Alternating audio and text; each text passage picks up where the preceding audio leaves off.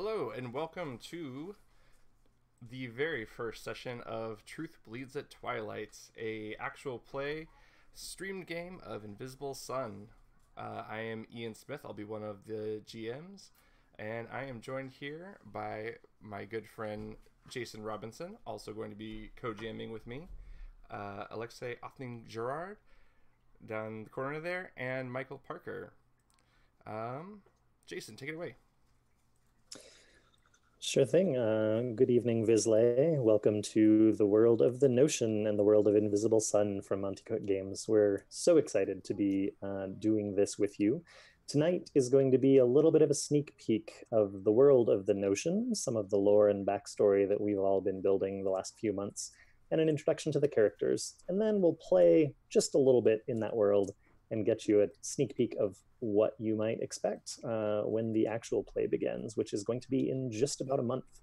2 weeks from right now, many of us are going to be at Gen Con and doing some Notion-related activities there.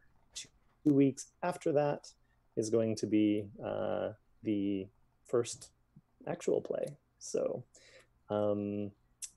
as Ian mentioned, Ian and I are going to be co-GMing and spending some time telling some stories with you all, bouncing back and forth among us, and you'll get to know our players as well. So I think I would just like to get started by having each of you introduce yourself as a human here in the gray.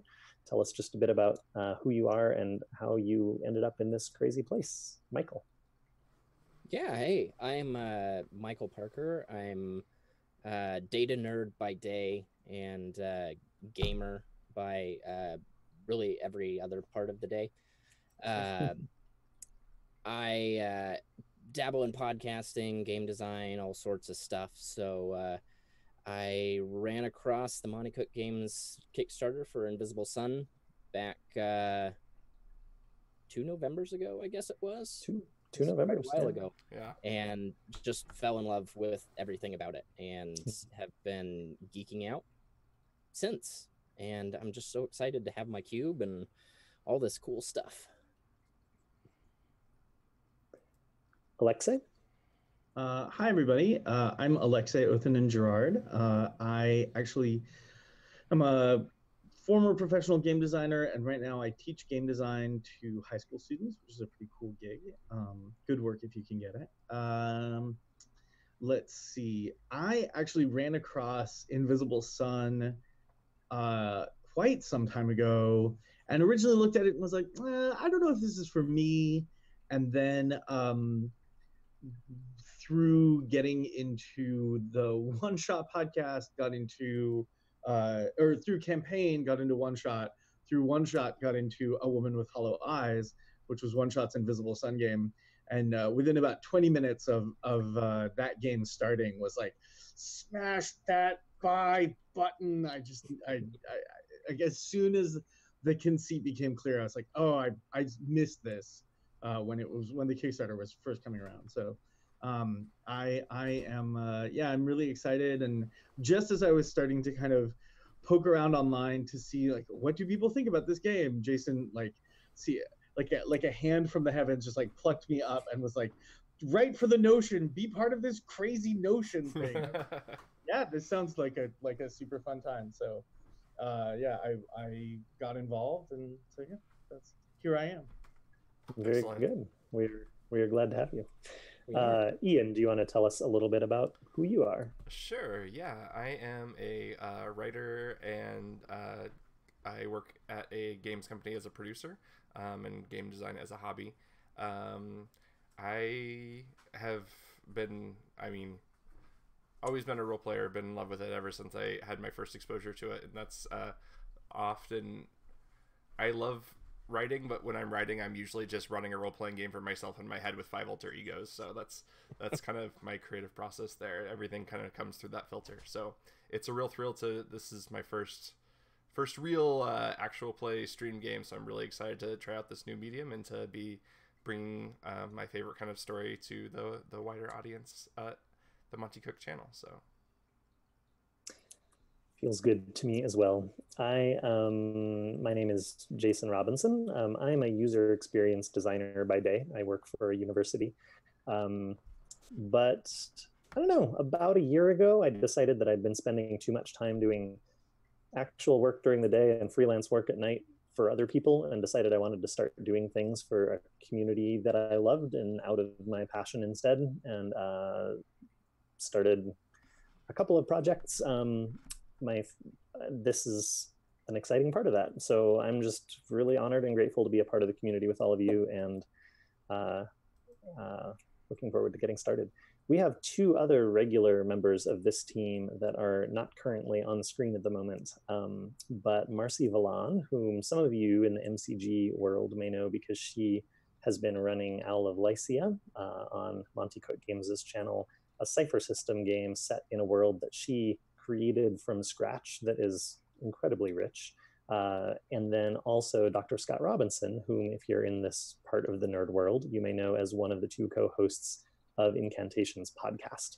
So they are also going to be joining us at some point during the season, but have other commitments at the moment. Marcy does happen to be in the chat, so you can say hi to her if you have a chance. So that is the team. It's been real fun. I've known Ian a long time, but all the rest of these folks are recent new internet nerd friends. But my gosh, we've had so much fun creating together. Yeah. And I'll just put one pitch for the fact that there is this live stream that we're putting together, this actual play, but the Notion community is larger than this, and you should come get involved if you like being a part of a group of creative folks who want to do things in the world of Invisible Sun. Ian, I'll pick on you for a minute, and if you just want to give a quick overview of like Notion as concept and what this whole thing is. Sure, yeah. We would like to position the Crepuscule Notion as a news organization that sort of bridges the gap between the game world and our world. We're kind of broken into two sections. We have an editorial section that is more kind of curated fiction and artwork and stuff related to Invisible Sun that we're really thrilled to share with the community at large. And then we also want there to be a lot of open community involvement as well. So we're going to have a wiki section where people can contribute. So if you have a particularly cool location or NPC that comes up in your game and you want to share it with the Invisible Sun community, there'll be a place to add it to the wiki, and then it'll all be, you know, tagged and searchable, so that when you need a demon on the spot, you can pop over to the Notion and hopefully search up a cool one that was used, you know, created in somebody else's game. And then we're gonna have a rumors kind of sidebar on each of them, so that they're, you know, it's fine if there's conflicting stories, if an NPC dies in one story and not in the other, because it's all rumor. Who knows what's true? It's kind of the part of the murky malleable nature of truth in Invisible Sun. So it's a really exciting part of this project to me. I'm excited to see what other people have going on in their games and be able to use that at my table at home. So I will add that we'll be scouring the wiki over the course of this actual play. So if you add some interesting ideas from your own mind, they may end up here on stream, and vice versa. Feel free to use any ideas that come out of this stream in your own games. We're really excited about bridging the community as a kind of tapping into that ongoing, living, breathing world that Monty Cook has fostered. That's a little unique in Invisible Sun. So thank you all for your introductions, and thanks for being here. I'm really excited about this. We're going to take a little time and start talking about the characters that you are going to get to know across the course of this next 8 episodes or so through the summer and into the fall. We're going to be running a bi-weekly show every other Friday, as I said, beginning in about a month. And so you'll have a good amount of time to get to know the characters and the players. Each show, we're aiming for about 2.5 hours of content of actual play, followed by, you know, surrounded by some other stuff. So yeah, so let's get started. Jacoby, do you want to tell us a little bit about who you are on staff at the Notion? Sure. So I play Jacoby JJ Jasenji, the mouthful of J's. He is a former reporter with Satyrine Infinitely. And if you watched Woman with Hollow Eyes, you would know that as the very reputable news organization that displayed the headlines down at the bottom. And so Jacoby worked there for a while until he was quite unceremoniously fired. And with that firing, he has garnered a lot of bitterness and loathing. He's become a bit of a negative Nancy, if you will. So he went and found possibly the most opposite organization. Aside from that, Jacoby doesn't have any recollection of his time before Shadow. Many Vizsla escaped Shadow and had some inkling of who they were, what they did. But Jacoby just, there's nothing. So he only knows his Shadow life and the life after the war. I have some pointed questions for you. I maybe should have started with this, but what is your character sentence? Because this is a good chance for everyone to experience some new fortes and other bits that maybe they haven't run into on a previous live stream. Yeah, absolutely. So Jacoby is an iconoclastic stoic of the Order of the Weavers who calls upon the serpent. That's my pointed question. What's this about a serpent? So we all know, well, maybe not everyone knows, but most people know of the Angular Serpentine, who is a nefarious entity in the actuality. It's said that the serpent is perhaps the progenitor of the Angular Serpentine, but the serpent is thought to be someone that or something that Vizsla actually used to channel magic and thought to be almost a sort of a higher power. And I don't know if your pointed question is getting to this little lizard that's on my shoulder as well here. You do have an infinite lizard on your shoulder. I have an infinite lizard, which is a little bit of fiction that we've created here for the Notion world. That was sort of the standard issue tool given to Satyrine Infinitely reporters. And Bernard here may or may not be one of the reasons Jacoby was fired. I will leave it up to you, dear readers, to decide if there is any connection between infinite lizards and the serpent. Remains to be seen. You have a frenemy at the newspaper. Catafalque, do you want to introduce your character? Begin with your character sentence and then tell us a little bit about who you are in the world. Yes, of course. So I play Catafalque Green. Catafalque is a connected, charming maker who revels in beauty. He is the Society Pages editor at The Notion, so he concerns himself with articles that have to do with Satyrine's social life, art, music, politics, parties, lots of parties.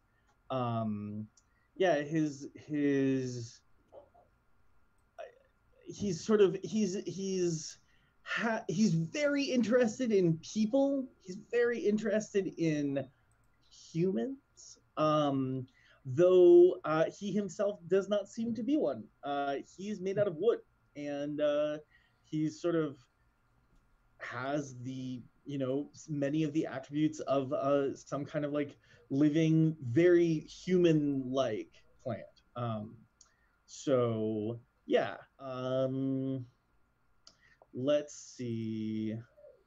Uh, let's say that he hobnobs with the rich and famous, and seems to have maybe political aspirations of his own of one stripe or another. Sounds fair.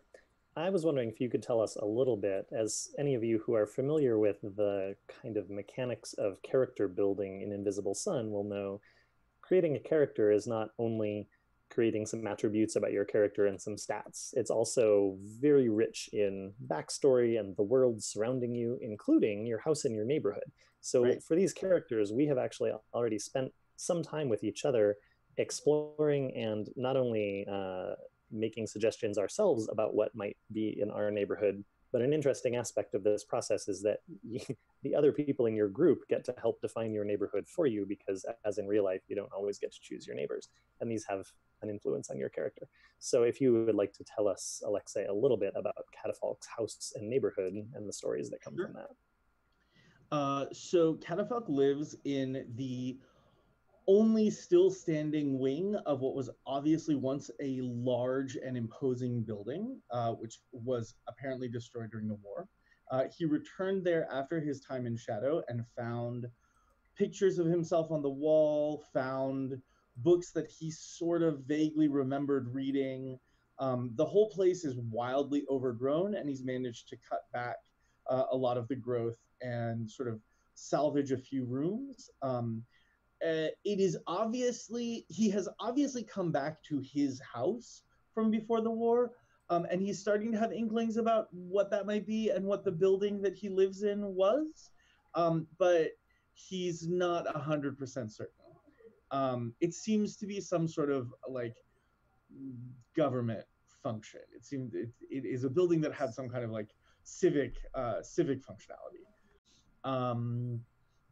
He has two neighbors. On one side of his ruined mansion is a family whose last name is, let me see if I can pronounce this correctly. Their last name is I believe. Who are very nice. They're very nice. Too nice. Yeah, they're maybe a little too nice. Kind of a white picket fence situation, 2.5 kids. He wears a business suit and a bowler hat. But Mr. is kind of like sentient hive of termites. And their children are sort of like partially human and partially insectoid. They are very interested in helping Catafalque out, and he is a little worried that they are trying to eat him. On the other side, his other neighbor is a woman who is a maker, who has a workshop, who moved into the neighborhood fairly recently, and is sort of trying to like clean the neighborhood up and kind of get it back up and running. And she and Catafalque have definitely come to loggerheads a couple times, because she has a tendency to like flash clear alleyways of stuff that Catafalque is sort of like, I think that clues to my past around here, please stop destroying it. So they definitely they're a little bit at there. I think they have they're amicable, but they're neighbors who are constantly sort of like, I wish you wouldn't do that. I really need to do this, back and forth. So yeah, I think that's pretty much all of Catafalque's neighbors. The other thing about his neighborhood is that people come there fairly often to explore the monuments and explore the ruins. Some of them seem to be hunting for treasure. There's a rumor that the monuments, if understood correctly, would lead someone to maybe a legacy cache, maybe information about the war. It's hard to say. Also, the legacy is all of the stuff from before the war. So okay. Attempting to, just for people who are maybe new to Invisible Sun, any clues about the legacy are possibly really valuable in figuring out the ancient past. Got it. Yeah, exactly. There are also people who go into the ruins to kind of scavenge, and Catafalque has been known to let them use his house as sort of a base of operations. It's he lets them. They come out from the ruins, and he sort of gets to, like, patch them back up a little bit, maybe get first dibs at what they're pulling out of the ruined areas of Satyrine.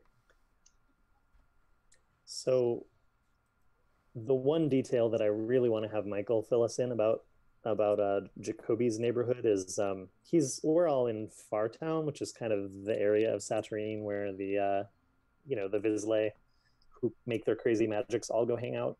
You're in the south of Fartown, south of the Vancian University. A couple of interesting things there I thought you might want to fill the stream in about. Yeah, so Jacoby lives down at Memory Lane and Envy Street, at the southern end of Fartown, just south of the giant Vancian campus. Think a university campus, and he's just kind of right on the outside. He was given this house from his father, who disappeared in the Pale many years ago and has not shown back up. But interestingly, Jacoby finds this a very comforting place, despite the maybe less than joyous neighborhood characteristics.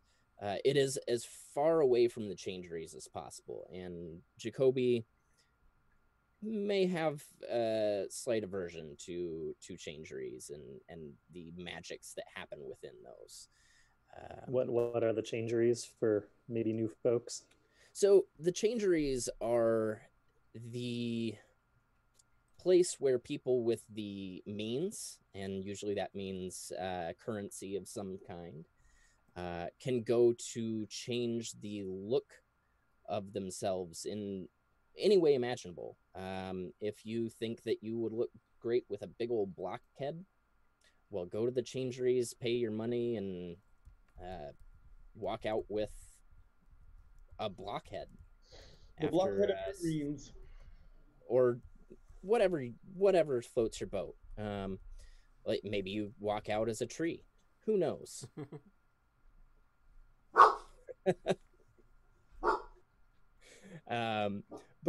So scandalous rumor with no basis in truth. Jacoby's not really worried about basing anything in the truth. He's just trying to find the truth. Yeah, sure. Doesn't matter.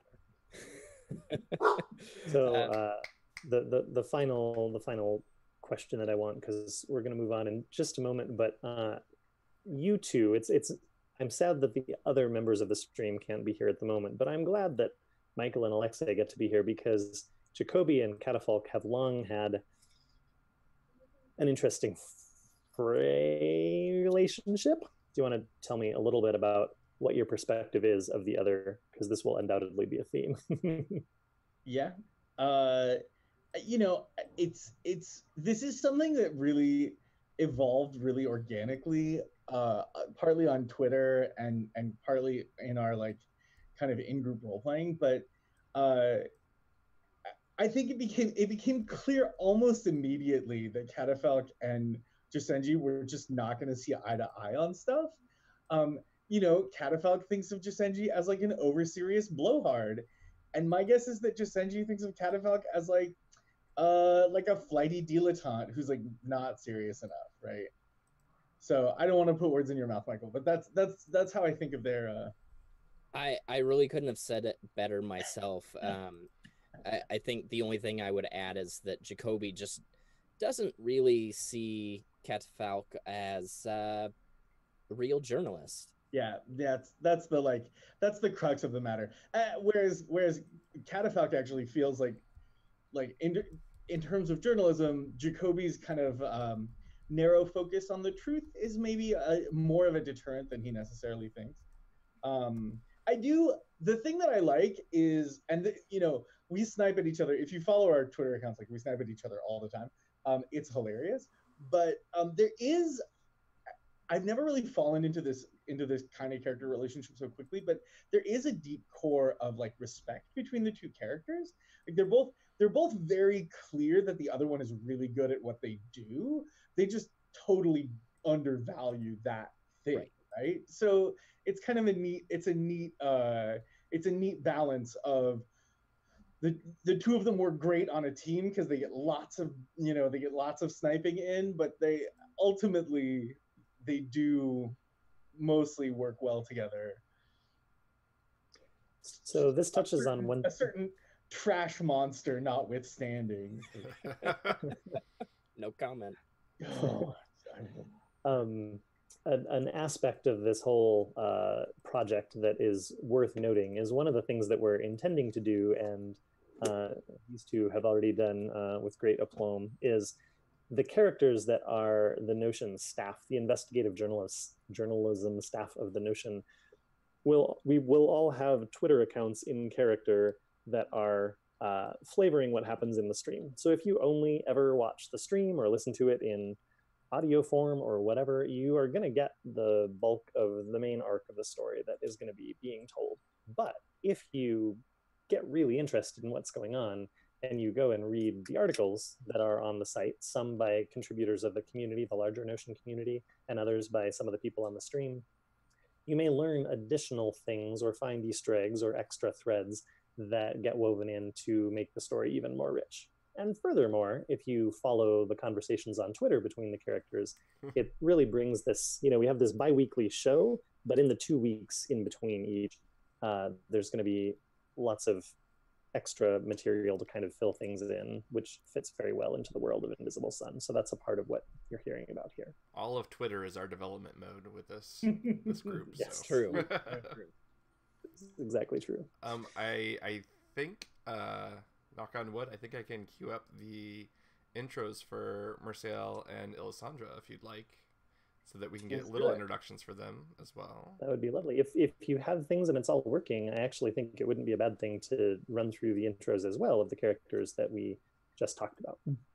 Sure. Give me one moment here. Let's get...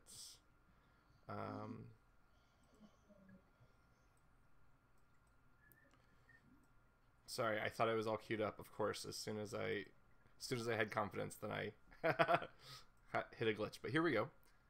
This is going to be our character that's played by Dr. Scott Robinson.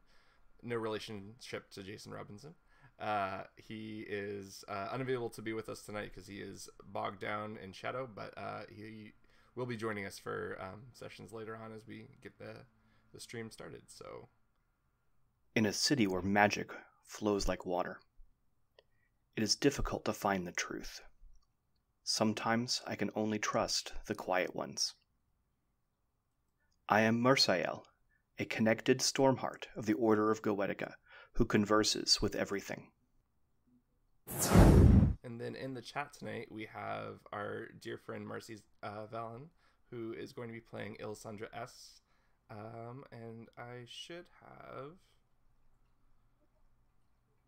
her all queued up here. Let's see. In Shadow, memories that feel like they are often never were, and within these dark-tide illusions I prowl. I consume the memories of Shadow like fine alcohol, like candy, cigarettes, erotica, intimate moments, swift gambling. I pull Vizsla from their fall, and I'm forever searching for a unique Vizsla. I don't know them yet, but when I see them, I will know them. I am Elisandra S., an aromatic empathic apostate who warps time and space. Elisandra is a character who warps time and space, and without saying too much, she has a lot of really interesting connections with the Grey. So a consistent theme that has come up among our conversations as characters is the relationship between Indigo and the Grey, truth and lie, the actuality, and the subsection of it, which is maybe not actual. And so I think Elisandra's character be a key to us exploring that. Very, very cool. I think just for time, I think it's a good idea to move on. You have a good sense of the broad group. One of the things that we wanted to do tonight was to give a little bit of a taste of what first session is like. First session is this sitting down and figuring out all the details about each other's characters and forming the relationships between them as a group. And as I said, we've already done this for most of us, but we're going to do the cooking show thing where we like make time happen real fast and suddenly the potatoes are baked. But we want to do this process for two of our characters. Ian, if you want to give us a little bit of an introduction to Meldrum / Drummel, and then we're going to walk through the character creation group process for that character. Sure thing. So one of the first things that we decided when we were considering embarking on this project, Jason and I discussed different ways to approach the story, and we wanted to co-GM early on, kind of alternating sessions, and so we decided to create a shared character as well, so that we could be a player on the weeks that we weren't running the game. So we sort of hit upon the idea of Meldrum and Drummel, who are two two individual entities that share one body. I am Meldrum. And I am Drummel. We are the managing editor of the Crepuscule Notion. Crepuscule. Crepuscule. Agree to disagree. Drummel and I have the misfortune of sharing the same body, though mercifully only one of us is ever in here at a time. We have our differences in editorial style. Like your utter inability to file a single thrice-fluxed article in the right folder. Your completely psychotic devotion to full justification even on non-columnar layouts. Ridiculous. But we manage, nonetheless. There's nothing else to do, really. We remember nothing from before the war. Or Shadow, for that matter. Nothing but the notion. And the truth. And the words that bind them and all reality together. I am a faithful flame of the Order of Weavers. And I am a stolid stalwart of the Order of the Vance. And we understand the words. So they're the managing editor of the Crepuscule Notion. Collectively, on one day you might get Meldrum, and on another day you'll get Drummel. And they have very different aesthetics and editorial styles, but they are...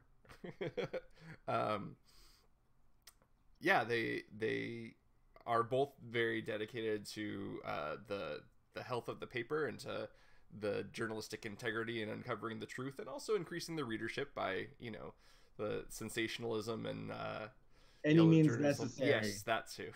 So they have they're a kind of unusual case because they're, there's obviously something up, that there's two souls in one body, but they have no memory prior to the war and no memory of Shadow either, actually. So they're, as far as they know, their existence basically started when they woke up with the capabilities of being an editor and a job at the Notion, and that was kind of that's their carte blanche other than that. So and then we wanted to when we did our first session, we got through all of the regular player characters, but we ran out of time before we got to Meldrum and Drummel, and so that's when we thought we might use this opportunity to do a little bit of creation and character generation for them.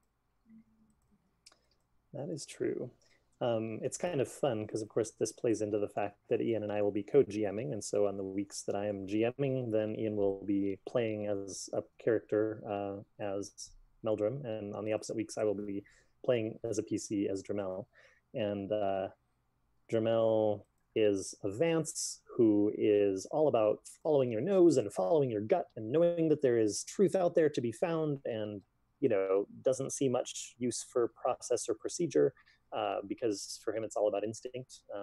As befits him, this worldview, his take on magic, he's a weaver, so his take on magic is that you should kind of form it spontaneously as you go and make it do what you need, whereas Meldrum has a different take and is much more ordered about everything. If you want to talk about that for just a moment, and I will look something up. Sure thing. Meldrum is a very right angles and straight lines kind of person. He He's dedicated to having a very orderly workspace, a very orderly staff, a very orderly process implemented at the newspaper. He's a Vance, so that carries over into his interpretation of magic as well. It's very rigorous and structured and formulaic, and he likes it that way. So when he wakes up in the morning and his body has spent the last day being Drummel, and there's untidy piles everywhere, and God knows what on his tie, and things of that nature, it's very distressing to him. It's sort of one of the constant horrors of his life, is waking up to find what messes Drummel made in the meantime, while he didn't have the control of their shared self. I didn't know, Jason, if you were... So are you looking up the first session kind of walkthrough stuff? Yes. Great. And then we would love to take some suggestions in the Twitch chat as well. So we'll have Alexei and Michael here can definitely contribute and shout things out. But if you have ideas for things that might be a part of Meldrum and Drummel's life, feel free to pop them in the chat and we'll talk them out and see where we end up. Do you guys want to talk about their house? Because they share a house. They do, yeah. They share a house, and it's a smallish affair. It's by the standards set by Vizsla houses, which are often very strange and full of secrets. It's fairly straightforward. The main kind of departure from normal architecture is that there is a room in the house that Drummel can never open. No matter, no lock, no magic, no anything will allow him to open that door. And similarly for Meldrum, there's a door that will never open, and that's the private sanctum of each person. So Meldrum has a room that he knows that Drummel will never have access to, and vice versa. So otherwise they share a living space, but there's that one tiny bit of privacy from their other half. I know that we haven't gotten to PC bonds yet, but can I suggest roommates for the two of them? That's I think that's unavoidable. Yeah. That is a fact. That is a true thing. That's pretty great. So the way that this process works is I'm going to be walking everybody, including those of you in chat, through a process of brainstorming essentially some ideas about various aspects of Meldrum and Drummel's shared life. And then we'll kind of discuss amongst ourselves, and ultimately, in this case, Ian and I don't get to pick what happens to us. You all do. But these are things that are going to flavor our characters through the entire story. So the very first step, as you heard a little bit about before from Alexei and Michael, is suggesting a neighbor for the PC. We're actually going to pick two. And so... we share a house, and there are other people who live nearby that may have an influence on, on our daily life as we're coming and going to the Notion. So let's start, just to give a sense for what it's like. Let's start with some ideas from you on the stream, and then we'll take a look at some of the ideas from chat as well. Sure, and just to make sure that we're all on the same page, Meldrum is the one in the snappy bowler hat, so it's important to distinguish the two.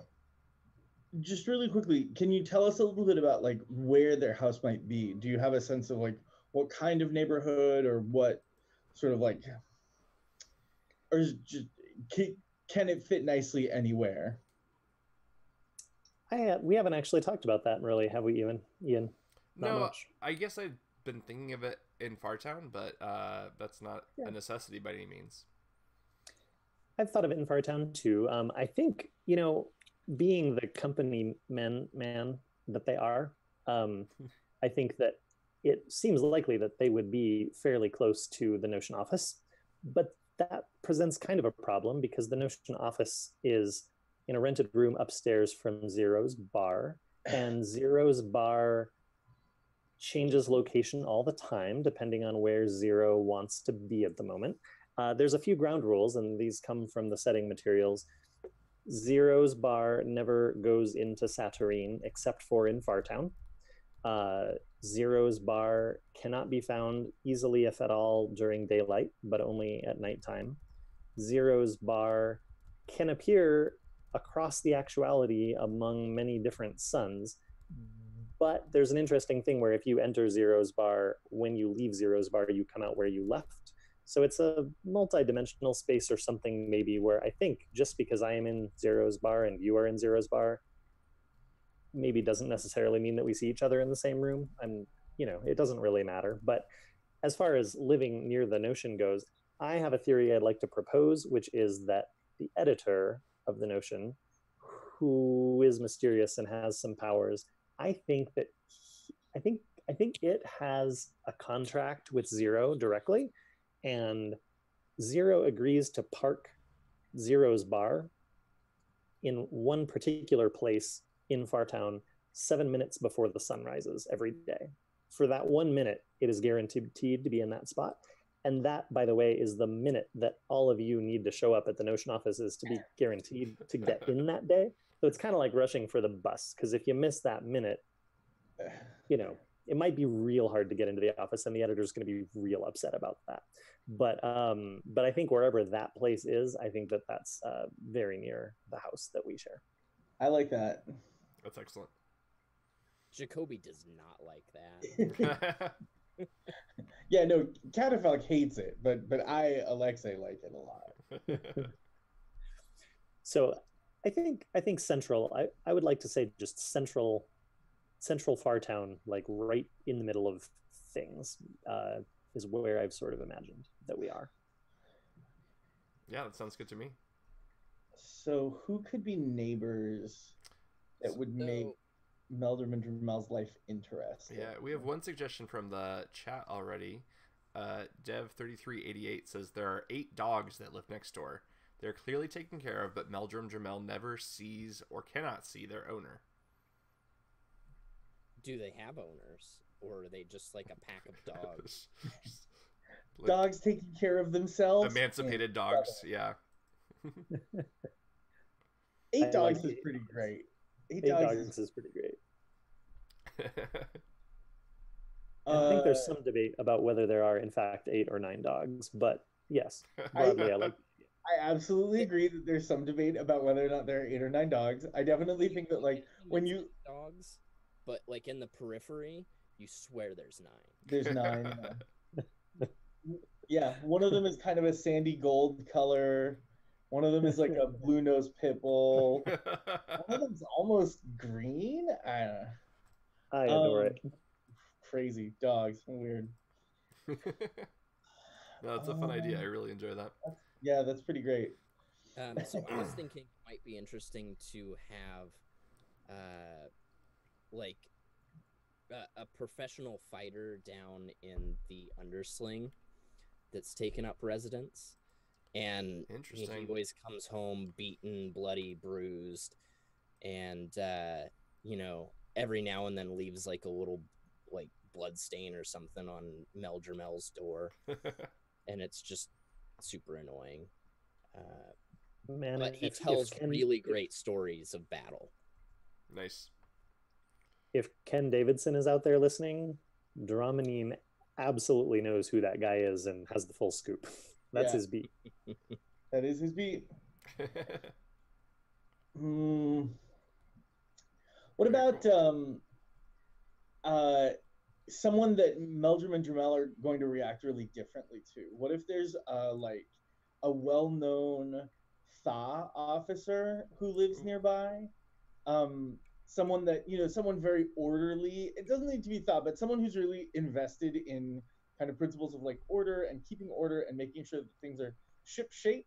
That, let me see if I get this right. That Meldrum finds like very soothing, and Drummel finds like can't stand. Yeah, someone like a joiner kind of carpenter, right? Like one of those like nailless carpenters that everything has to fit just so, or something along those lines. That's pretty good. I like that idea of the contrast. Yeah, I was trying to think of something that would work well with that. I like that. because the Thaw are also like something that I'm interested in exploring in this too, because they're very mysterious with their giant stone horses. So the Thaw, for people listening, are kind of the self-appointed law in this town. Satyrine, the city that this is all taking place in, of course, has been very large swaths of it were utterly destroyed in the war. So imagine like post-World War I Europe or something. And so the city is in the process of rebuilding itself. And there's a lot of vacuums, both in physical space and in power and in society, that people are kind of rushing to fill. But this group of law enforcers, you know, their motives certainly seem questionable, but in a certain way, they're very necessary because they're lending order to the chaos of the city, but they're also dubious. So what if this person is a maker who works with the Thaw? Like that, a joiner maker who contracts with the Thaw because he or she like really believes in that kind of like order at any cost. Interesting. So though like Meldrum is all about personal order and organization, I don't know that he like, I think because of he still has that like journalistic drive for the truth, and often law enforcement ends up being an impediment to that, just because truth sometimes lies outside the bounds of the law, or property lines. Yeah, fair enough. So I don't know that he's necessarily predisposed to law enforcement. So the distinction for them between order and chaos is aesthetic rather than like political. Yeah, I would say that's a fair characterization. Okay. Or is Drummel, while not drawn to order in physical, is he drawn to the order of law? I think that there is a certain sense where Drummel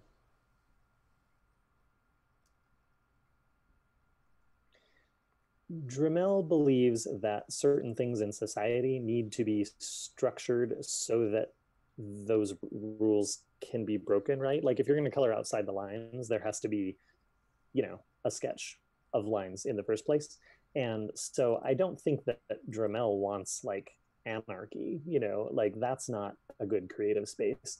It's just that Drummel is he's bohemian. And so what he hates are what he views as inconsequential, like petty laws that don't actually lend to order. So I think it would depend a lot, like the type of Thaw who is like super bureaucratic and caught up on like, building codes would drive him nuts. But a Thaw who is actually working to maintain order in a way that Drummel feels lends structure. He wants to see Satyrine succeed, and you have to have some order there, but you also have to be able to live outside of that order in order to be healthy, I think is how he thinks about it. So we have a couple of notes from Dash of Dhaka as well. The first one is that one of them, either Meldrum or Drummel, has a lover or love interest, and perhaps the person in question can't stand the other gentleman, or perhaps it could lead to a love triangle. So it's definitely that could make for a complicated situation. Certainly, that would be it certainly could. And then they're go ahead. No, go ahead. Let's touch on that one before I read off the second one. I was just going to say it is a super interesting situation, whether it's a lover or any other thing that affects the actual physical space of the place that we live, that like persists past the personality change, that's just fascinating. And like, but a lover would definitely fall in that category. Yeah. I mean, just having like another roommate in the house would be very confusing for that person. Yeah. What was the other suggestion from Dash of Dhaka? Perhaps a PI of sorts could be nearby. People working with the paper, coupled with someone looking for information or tied to the Thaw. And then Dev3388 mentioned that they could either be working with the Notion or one of the other news outlets. So maybe it's like someone who does like freelance investigation for Satyrine Infinitely or another news outfit, or maybe just mercenary, like a Sure. PI who, you know, Highest bidder. Mm-hmm. Yeah, a freelancer. A freelancer who's constantly trying to pitch them stories, and they're both kind of like, and maybe is even trying to like play them off against each other a little bit, like trying to like get like pitch a story to one, and then when that one like says no, it's like, oh, but like the other one really wants this, you know, or doesn't want this story. You should make it to something like that. That's pretty great. Yeah, that's a really fun idea. I think we haven't thought about this or talked about it, but I think Meldrum and Drummel definitely have some kind of memento style, you know, tattoo situation going on or something. We've got to somehow be able to leave secure notes for each other. Yeah. I really like that freelancer kind of who's very aware of the Meldrumel situation and playing them off each other. That's amazing. Yeah, That's Such a good idea. Pretty solid. Yeah. And I do like that idea of having like someone else from the, you know, the news / investigative information. So, I mean, that's just cool. Yeah. Right. Yeah. Good suggestion. Well, should we put it to you gents and decide who we're gonna have for neighbors? We have the herd of emancipated dogs. There's 8, no 9 of. There was the with the thaw, or the thaw and the joiner kind of got conflated, but this is those like are one idea that might be 2 ideas or could like split back together. 2 ideas. Exactly. I think it's the dogs and a freelancer, right? Like, yeah, those are both really fun. It is really super great. cool. I immediately started thinking about like, how did the dogs even get in or out of the house? And then immediately came up with the answer. And they have doggy doors, obviously. So good. So one aspect of this that we'll be doing is kind of tallying positives and negatives. So in a sense, because we share a house, we're creating one set of neighbors and whatever, but it's very possible, of course, for Meldrum and Drummel to have different effects. How do you take it overall as a positive, negative, or neutral that in your neighborhood there is a large house full of dogs with no apparent master? Oh man, that's 100% positive. I mean, that sorry, that was Ian speaking. I don't know that Meldrum's totally into that. Who could fail to love 8 or 9 dogs? Yeah, it would depend a lot on how noisy the dogs are. If they're I bet they're noisy sometimes. If they're I bet they're red pretty one's real noisy. Yeah, and violent. Just always destroying its toys. Yeah. Yeah, if they're rowdy dogs, I don't think Meldrum cares for that situation, and there's no one to complain to, right? That's actually that's not good for Meldrum. That's the part that kills you. What can be done about this? There is no process for this. That's good. Both I and Drummel adore the dogs. Like there's no, and I think more than just the fact that they are dogs, I think that the mystery of, you know, the ownerless, caretakerless dogs, I think that's just compelling, and I think that Drummel probably takes it as a personal mission to figure that out. That is really great. How about the next door neighbor who is possibly a freelancer or certainly an investigative journalist of some sort? And I think that one kind of depends too on the quality of the stories he's pitching. Like, sure, I think Meldrum will hear anybody out, but when, you know, if they're consistently just complete losers, and every morning when I step out with my cup of coffee, there's another one, that would be a downer. How aware are Meldrumel of the fact that this freelancer's playing off of each one of them? Yeah, that's a good question too. A little annoying.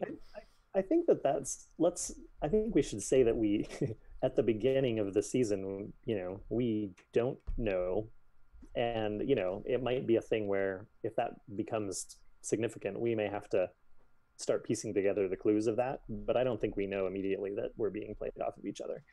I think that's just interesting. And I think that I have a sort of a similar take as Drummel, which is, you know, if these are good, interesting stories, I think that it's kind of neutral ultimately, but it's like there's a really good resource there perhaps, but also someone who absolutely is not to be trusted. And like for both of us who care very much about the integrity of the notion, you know, that's dicey, but also possibly really helpful sometimes. So I think that if this person has figured out Meldrum and Drummel's secret, we have to assume that they're pretty competent. And I like the idea of like someone who sort of like has the chops to get to the bottom of things and is able to bring you guys stuff that you're like, oh, I know that I probably shouldn't buy this story from you, but ooh, it's real good, you know. Like that's the meaty thing, is when the work is so good that you want to buy it, even though you know you can't trust this person.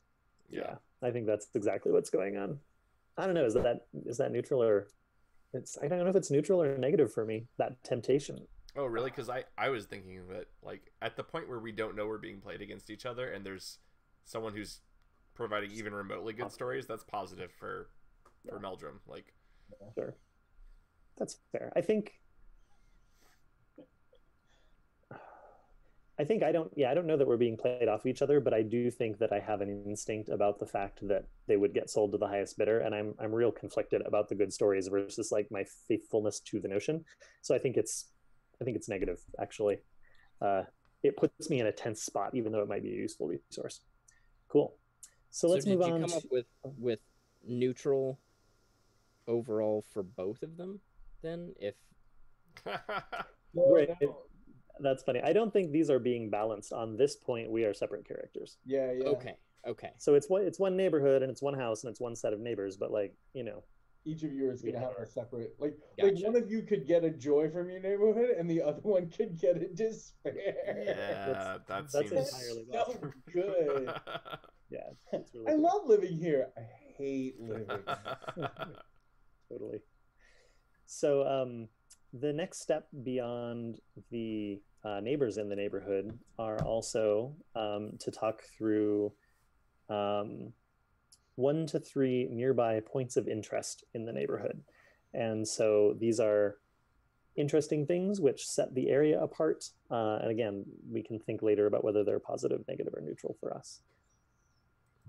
Any other comments from chat? Any other suggestions of what we might find in the center of Fartown, near the Notion office, somewhere where we are sharing an apartment?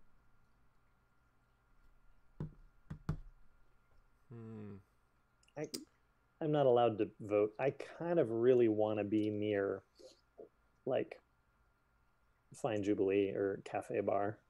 I was gonna say one thing that I don't think any of the Invisible Sun stories that I've seen so far have put on screen in a big way is a prosody, which is one of the parts of the nation that I love. I think you guys should live near like a really nice prosody. So let's not forget that Jacoby lives next to the Elderbryn hipster prosody. Oh, that's right. Yeah. Okay, good call. Yes. I had forgotten the Elderbryn hipster prosody.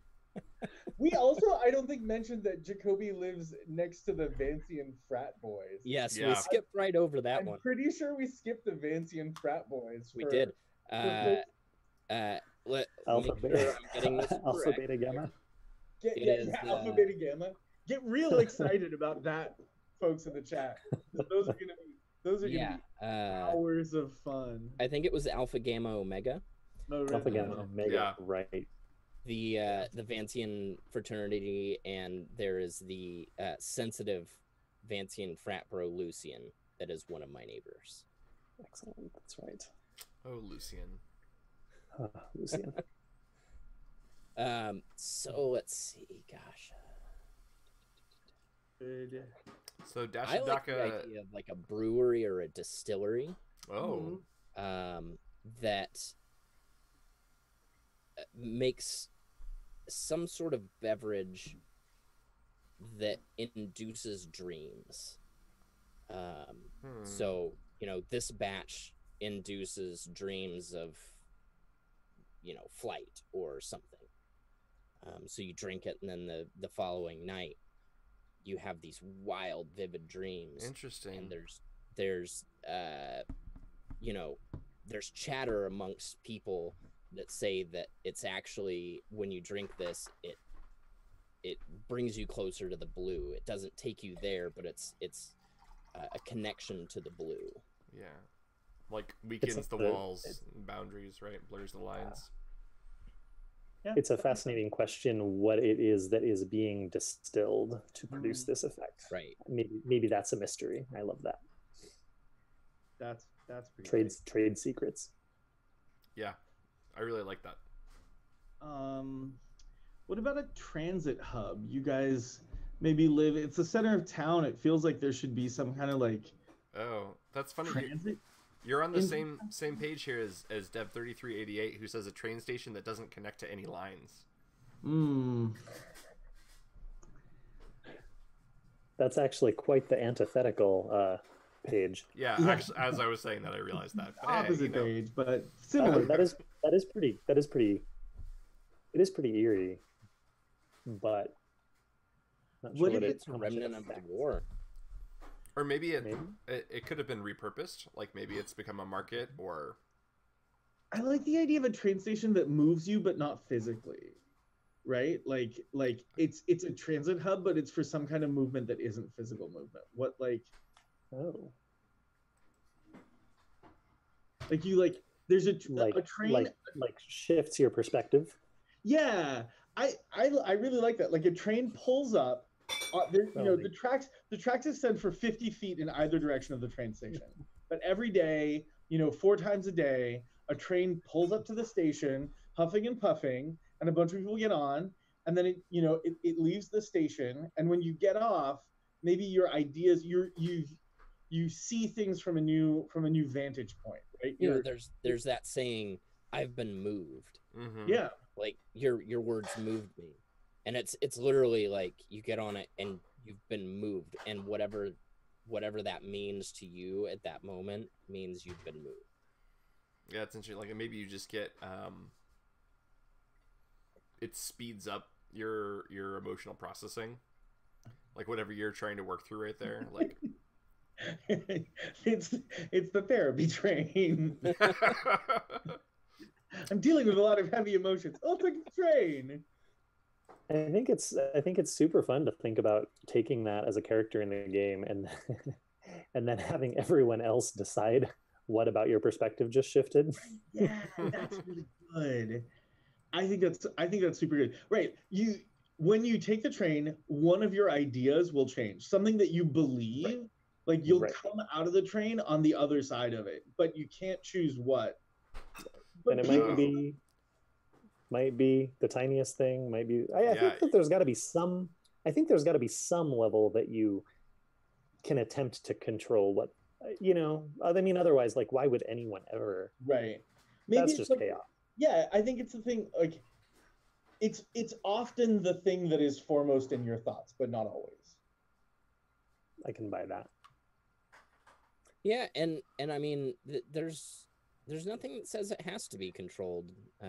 If you remember, Elissandra's Cloudasac has the well, where you toss in obligations, right? Yeah. Right. But it's so good. But if it's totally uncontrolled, it seems too dangerous to take, right? Like no one wants to go for a 15-minute train ride at the end of which you're like, everything in my life is a lie. I just wanted a quiet place to have lunch.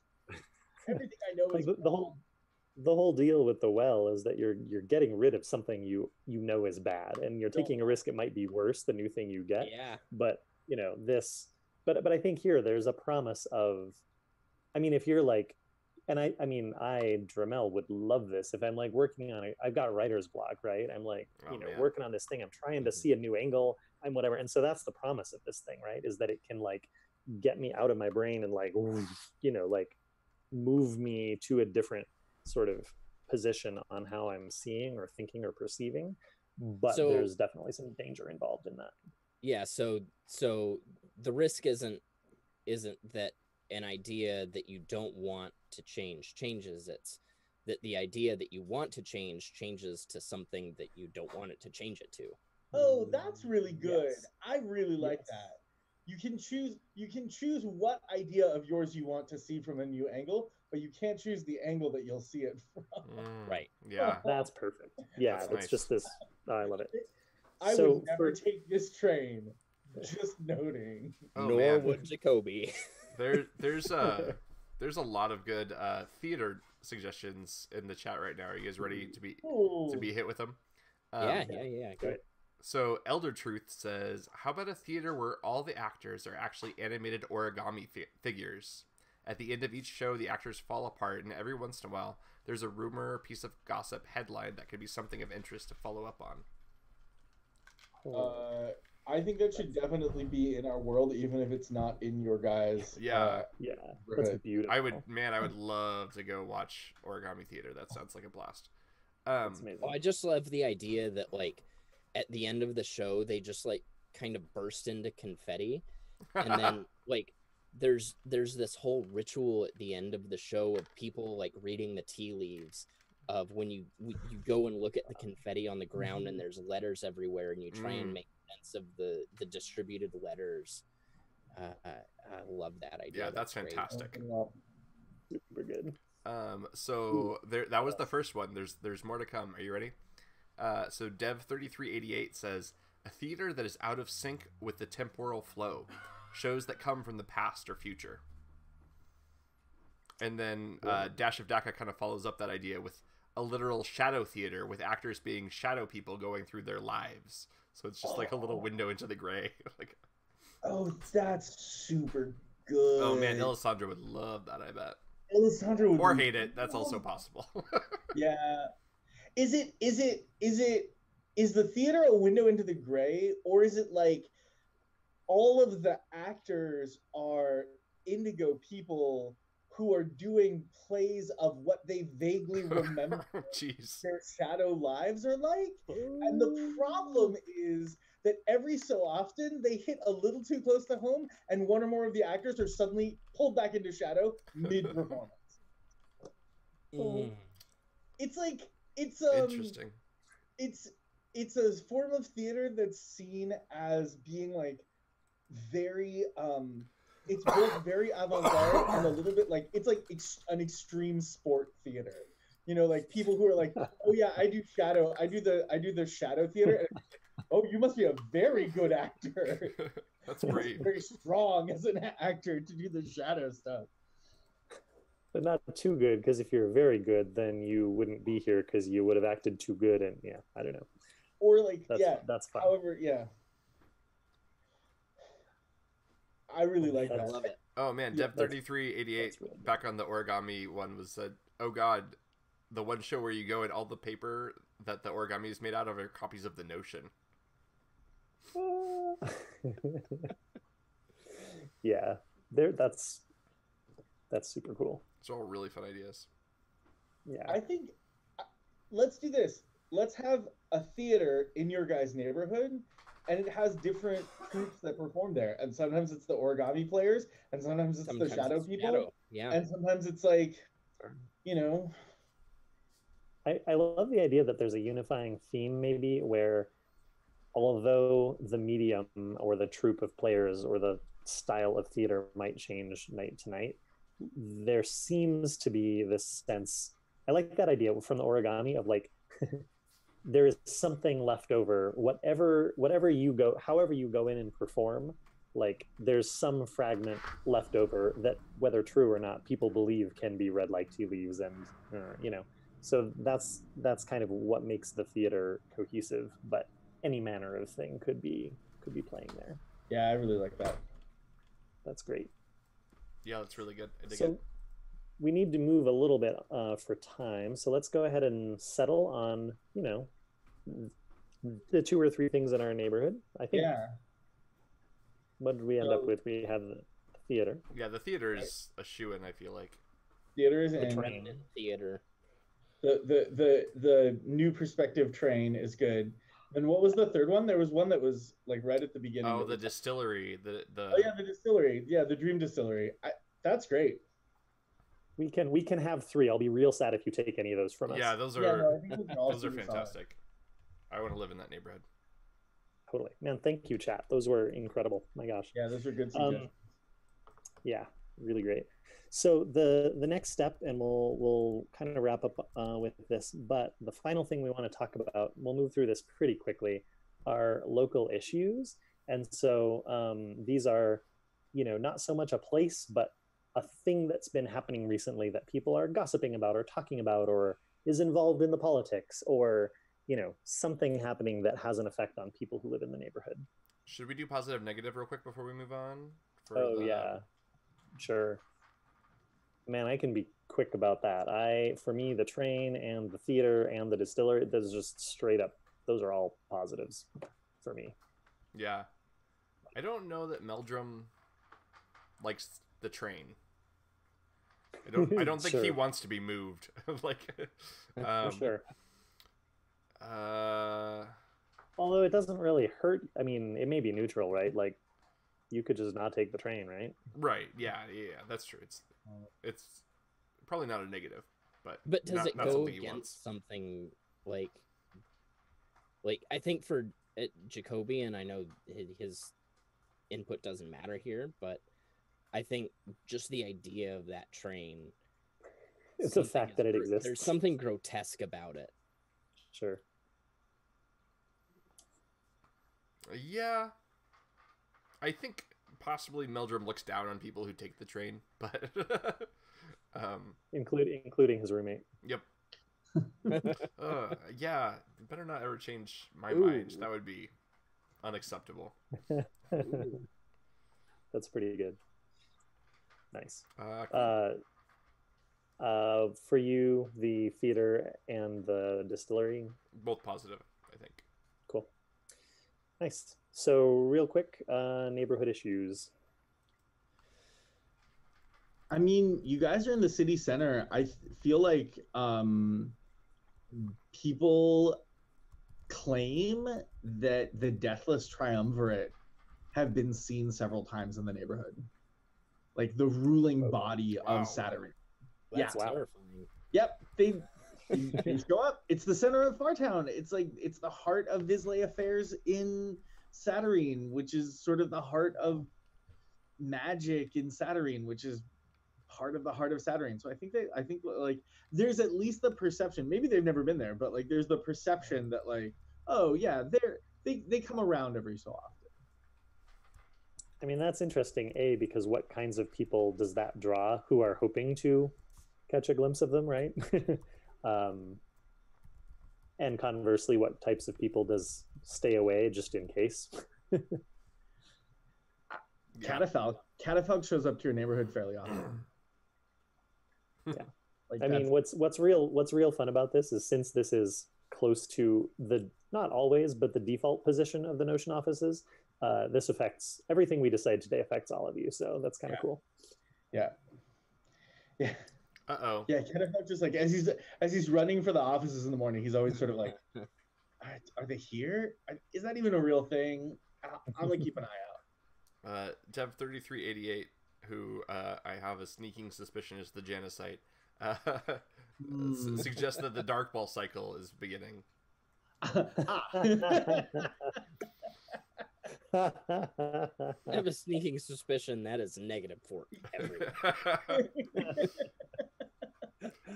That is, we're not going to say anything about that, except when the article arrives, you will need to read the Notion and the Janusite's impeccable sports reporting to find out all about Dark Ball. Oh, that Dark Ball. And yeah, bad for basically everybody. Oh, I think that has to be a local issue. yeah, no, definitely. There's no question. I mean, I think what it is, right, is that like this is the area that has just been discovered is being zoned for the next tournament, right in the middle of Fartown. Oh Just no. horrifying. No one knows when it's gonna start, but everyone knows that when it does, you gotta run. Just run. Get out. That's great. Yeah. I feel like if that was the case, Meldrum has spent a not inconsiderable amount of time preparing like contingencies and like Nice.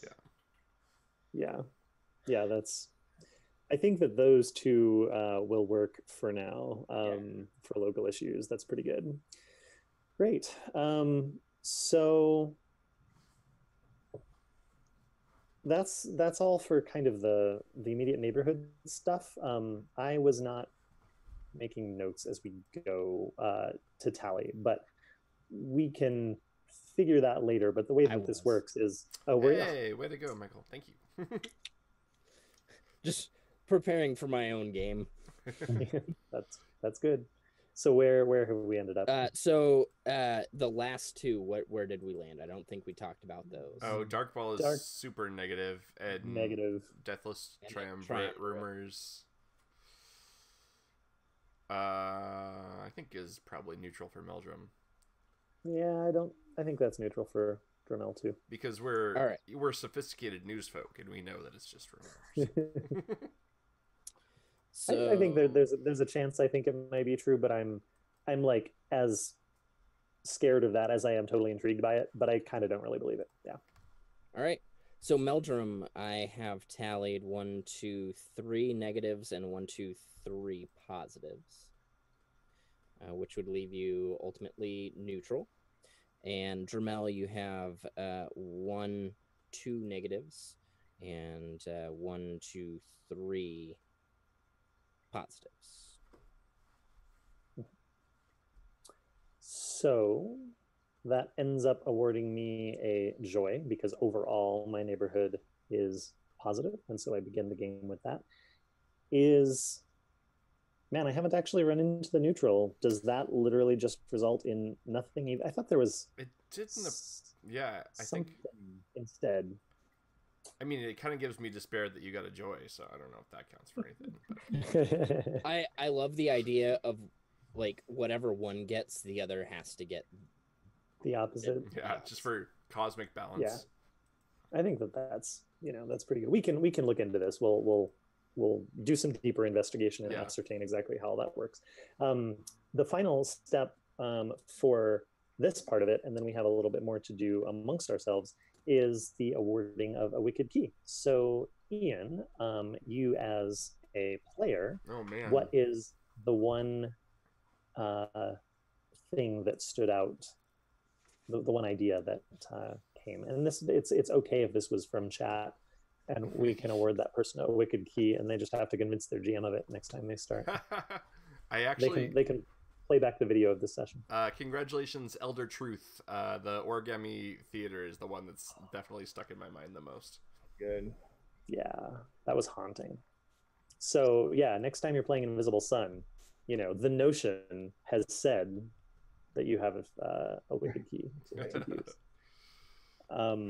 Yeah, I think for me,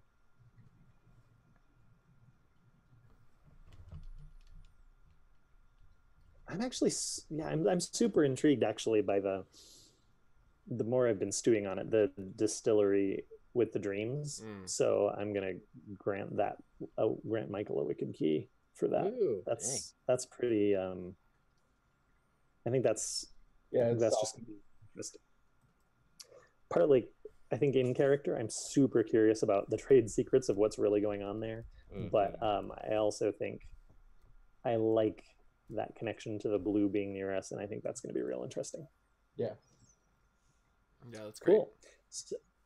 So this next set of things that we're going to do as part of our first session, I'm real excited about because we actually haven't done this at all on this group, and this is figuring out our bonds and relationships between each other. So there's a thing called connections, which is not part of this group process, but each player, as they're creating a character, figures out some connections they have to groups and organizations inside the real world, and also what are called NPC bonds, connections to characters in the world. And over time, you can purchase more of those. So if you Catafalque, if you're very interested in being connected, which we know you are, a thing that you can spend acumen on in the game is, instead of learning a new skill, you can say, I'm going to spend these acumen and I'm going to buy a connection, someone who's connected to this part of society, or even more, a bond to an NPC of a particular type, and then they become a part of your world.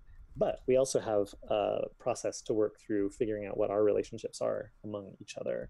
So most bonds are intended for 2 characters, but sometimes bonds make sense for 3 characters to fit. So these I'm actually just going to read and just kind of as a reminder, and we can pick from among these. It's a good idea, we don't need to be ridiculous about it, but the more of these connections that are in place, it's going to lend some teeth to like our relationships and why we are the way they are. So close friends. Fated companions is a real fun one. This is just the like, I knew from the moment I saw you, or I keep running into you, or somehow we, whatever, like fate just keeps putting us in each other's paths. Fellow students, you studied together. Friends from the past. So these are people who have known each other a long time here in Indigo. Housemates. Lovers. Yeah. Mystic bond. 2 characters are linked by a deep magical connection. Magic flows from one character to the other. This is very rare, but also among the most potent of all bonds. Only 2 characters can be a part of this bond. And all these things have mechanical effects. Rivals, 2 characters share a friendly rivalry. Shadow friends, 2 characters knew each other in Shadow. Siblings or other like blood relative in some way. Soulmates means something a little bit different in the actuality than it does in Shadow. These are 2 characters who have revealed their secret soul to each other and found that they share the same one. Stewardship, a situation where one character watches over or protects or cares for another. Unrequited bond, one character wants to be closely bonded with another, and that is not returned. That feeling is not returned. And yeah. So I think there's a couple of low-hanging fruits that are kind of obvious. I know we can start with the roommate bond, housemates. And so this directly impacts character foundation. So in this situation, this affects some things about our house. We get to share our expenses, which has some effects on money in the game. And basically we gain a little bit materially because we're sharing a house and we don't have to both be owning our own house. Only one toothbrush, yeah, advantages. Yeah, all of that. The drawback. Hey, it's the same body, right? Like, what's the big deal? That is a fascinating. It's going to be awkward if Drummel gets like a tattoo. Oh, God. The thought has absolutely occurred to me. We're old enough not to. You. Yeah, so good. So that's one bond that's in place already. Any others that immediately jump out? Rivals. Yeah, Catafalque and Gisengir definitely 100% rivals. So here's how rivals work. The benefit, each time one character succeeds at a task, the other is incentivized and gains +1 to their next action. So one-upsmanship, right? This only applies if the characters are within long distance of each other and can see each other. The drawback, if characters are apart for more than an hour, then it takes until the next sunrise to recharge the benefit power. That's pretty good. Yeah, it's a strong one. I would like to suggest a bond with either Meldrum or Drummel for Catafalque. I think that the editor has asked one of you to look after Catafalque. And I think that there's a bond of stewardship there where the editor has been like, just keep an eye on him and make sure that he stays out of trouble. Fascinating. I don't know which of the two it would be, though. Well, I think that it would be fair to let Michael decide since he's the one that's not involved of the 3 of us. Or chat if you got a strong opinion or a feeling about this situation. So we haven't really discussed the editor very much. so far, and that is something that should come up. The Crepuscule Notion is, so Meldrum and Drummel are the managing editor. We handle the day-to-day affairs, but the paper is definitely an extension in some sense of the editor. And Jason, I'll let you do more of the proper description of. Yeah. So the editor is the editor is not human. It is an entity of a type. It is very mysterious. It is dark. It changes form at times. It is eloquent. It is demanding. It has very high standards for quality. But its origins are mysterious and its means are mysterious. It seems apparent to everyone involved that the editor considers the welfare and success of the Notion to be directly or intimately tied with its own being and welfare in some way. This may just be a bond of super deep devotion. The Notion is the editor's thing. In fact, the editor's full name or title is the editor of Notions. Yeah, there's lots more to learn about that, but the editor is not a character any of us will be specifically playing, but it exists in the background as a a force and possible stories to be uncovered or possibly not, but really sets the tone for the urgency and also the ethics of the Notion. And I think it's worth talking a little. There's all this talk about truth and lie and shadow, and the Notion is not like a post-truth kind of situation. I don't think anyone here on the staff of the Notion is like, I can say anything I want and it just doesn't matter because truth doesn't matter. I think everyone here, as an extension of the editor's ethics, cares very much about truth, but I think everyone has a very different interpretation of exactly what that means. And I think that's okay from the editor's perspective. I think the editor abhors lies, and I think the editor abhors laziness, but I think that there's a lot of room to apply the pursuit of truth to craft, and I think the editor is okay with those things. So just as a little bit of background framework. Yeah, so it is interesting, and the editor does have a relationship with Meldrum of some sort, and has put them in place here at the Notion to care for things. So it seems absolutely appropriate that the editor would make a request of this type of one of us.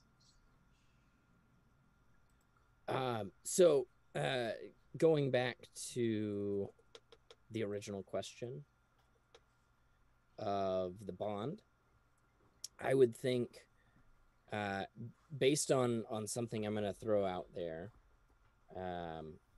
I think that bond would go to Meldrum, in the interest of balance, because I was going to throw out fellow students with Drummel, because we're both weavers. Oh, interesting.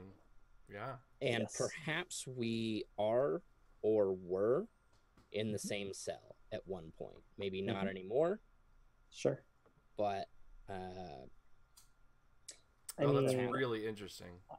I love that. And I think, it may be part of it because your interest in the serpent, right? At a certain point, my impression of those who follow the serpent is that this is a skill of magic or an understanding of magic that, once you think this way about things, you kind of think that this is really the true way. And so it may be, I don't know, but it may be that you've,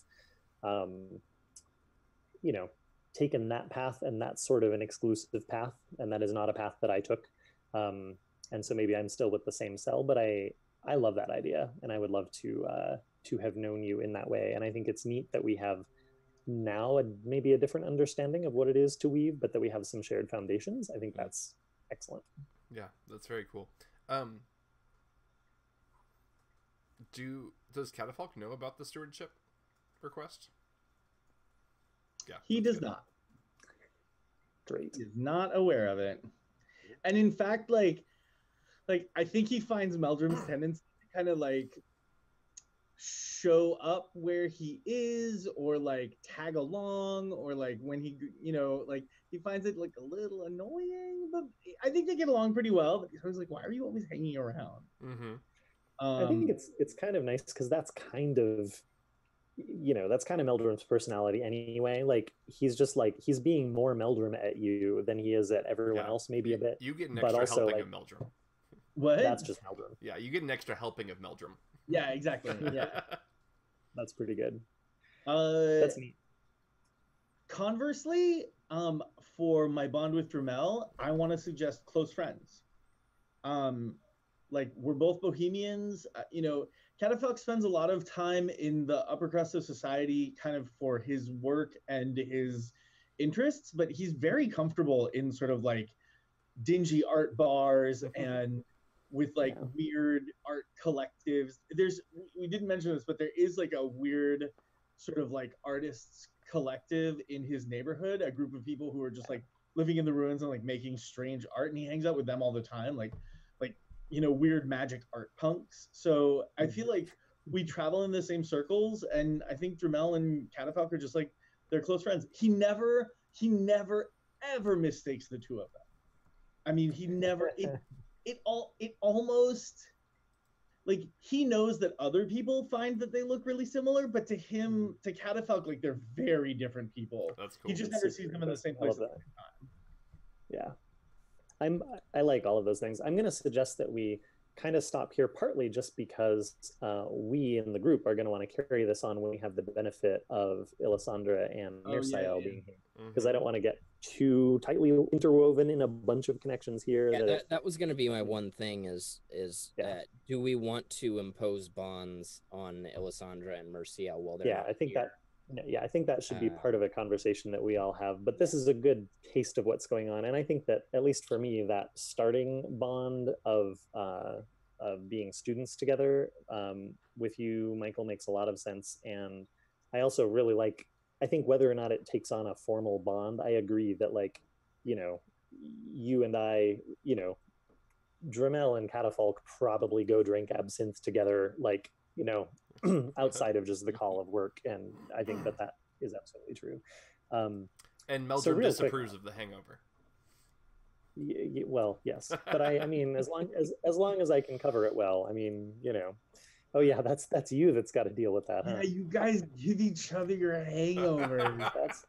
That's awful. It much more often goes that way. Oh, that's so good. Oh, that's real bad. I feel like sometimes Meldrum just like drinks like a pint of whiskey right before bed for no other reason, just to get him back. Like spiteful. It's spiteful. Enjoy your morning. So real quick, I'm just going to read the mechanics of these and then we'll move on from this. But we have one more important thing to do. So the fellow students, this is real neat. Each character gains a spell of level 3 or less. It must be the same spell. So this is just a thing that we learned in class together back in the day. The drawback, though, is that the character can only use the chosen spell within long range of each other. So interesting. That's pretty. Yeah, I like that. And so then that's only when you're Drummel. Right. Yeah. Meldrum doesn't even know this spell, right. So that's a bit of a disadvantage for you in the sense that only half the time you get this spell, but such it is. That's so good. That's cool. It's really cool. And then the stewardship, the protected character, Catafalque, gains +1 to dodge actions when the steward character is close, but suffers a -1 to dodge actions. I'm sorry. The steward suffers -1. So you're literally just lending your dodge whenever you're near each other. What? Yeah, that's 100%. Hey, makes sense. That's rad. I love it. I feel like it's good that we did that because Meldrum needs to channel that at someone, and now he has to target. So yeah, that's great. Yeah. So the final step that we're going to do here to kind of close out this whole first taste of first session is the desideratum, and this is something again that we I think can talk about a little, but I think it's real important that our other players get to decide along with us about this. So I don't think we make a final decision right now, but I want to talk about it for the benefit of the stream and for getting our thoughts going. The desideratum is, in most games, I think the desideratum, which is kind of the shared goal that you all have as a party, is sort of implicit. Like if you are playing D&D, like probably you're all off for loot or adventure or, you know, whatever. But man, Invisible Sun, this could go so many different ways. And so just by making sure that we all have similar motivations, in a broad sense, it just kind of helps put us on the same path, and allows the story to be a little more, allows the GMs to kind of tailor the story a little more to what the players want. So these are, the desideratum as a word is Latin for that which is desired.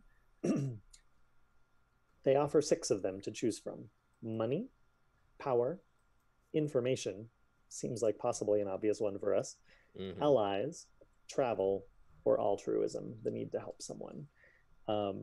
So that's just a thing to maybe discuss a little. To me, it's like, I don't always want to go with the obvious thing, but like built into who we are is information. So like that's what put us I on. think that's definitely the obvious choice, right? Information. Sure. But there is an argument to say altruism.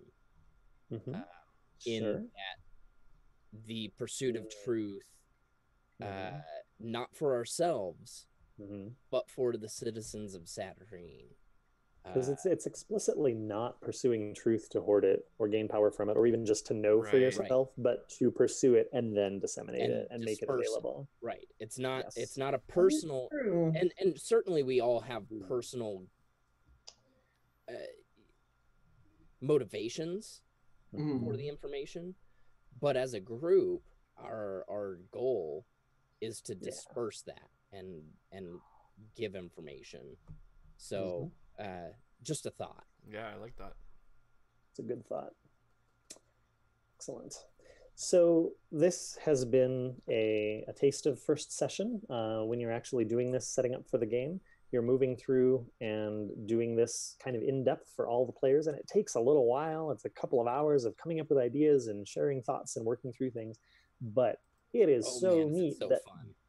Oh, it's so fun. And by the time the game starts and by the time you're telling a story together, there's just so much rich background for the GM to pull, to draw from, that is not just the GM coming up with a wild idea, but coming up with ideas that have already, you know, come from the players and been invested, and everyone just kind of has a much stronger foundation to start with. So it's such a great mechanic. So there's one other thing that we've got time for that I'm going to walk through real quick as an example of how to do something in Invisible Sun. And I am just, which is to show how we've talked a little bit about side scenes, or this idea of development mode. And we're just going to do one quick sample development mode session to give an idea of what it's like. And then we'll close up, take a little time to talk at the end about what comes next for us and for you if you are interested in viewing us and kind of getting involved in a deeper way. And then we'll have some time after for chat and kind of Q&A. So I'm going to go ahead and pick on you, Michael, because we had kind of a one session that I played in with all of us who are on the stream at the moment. In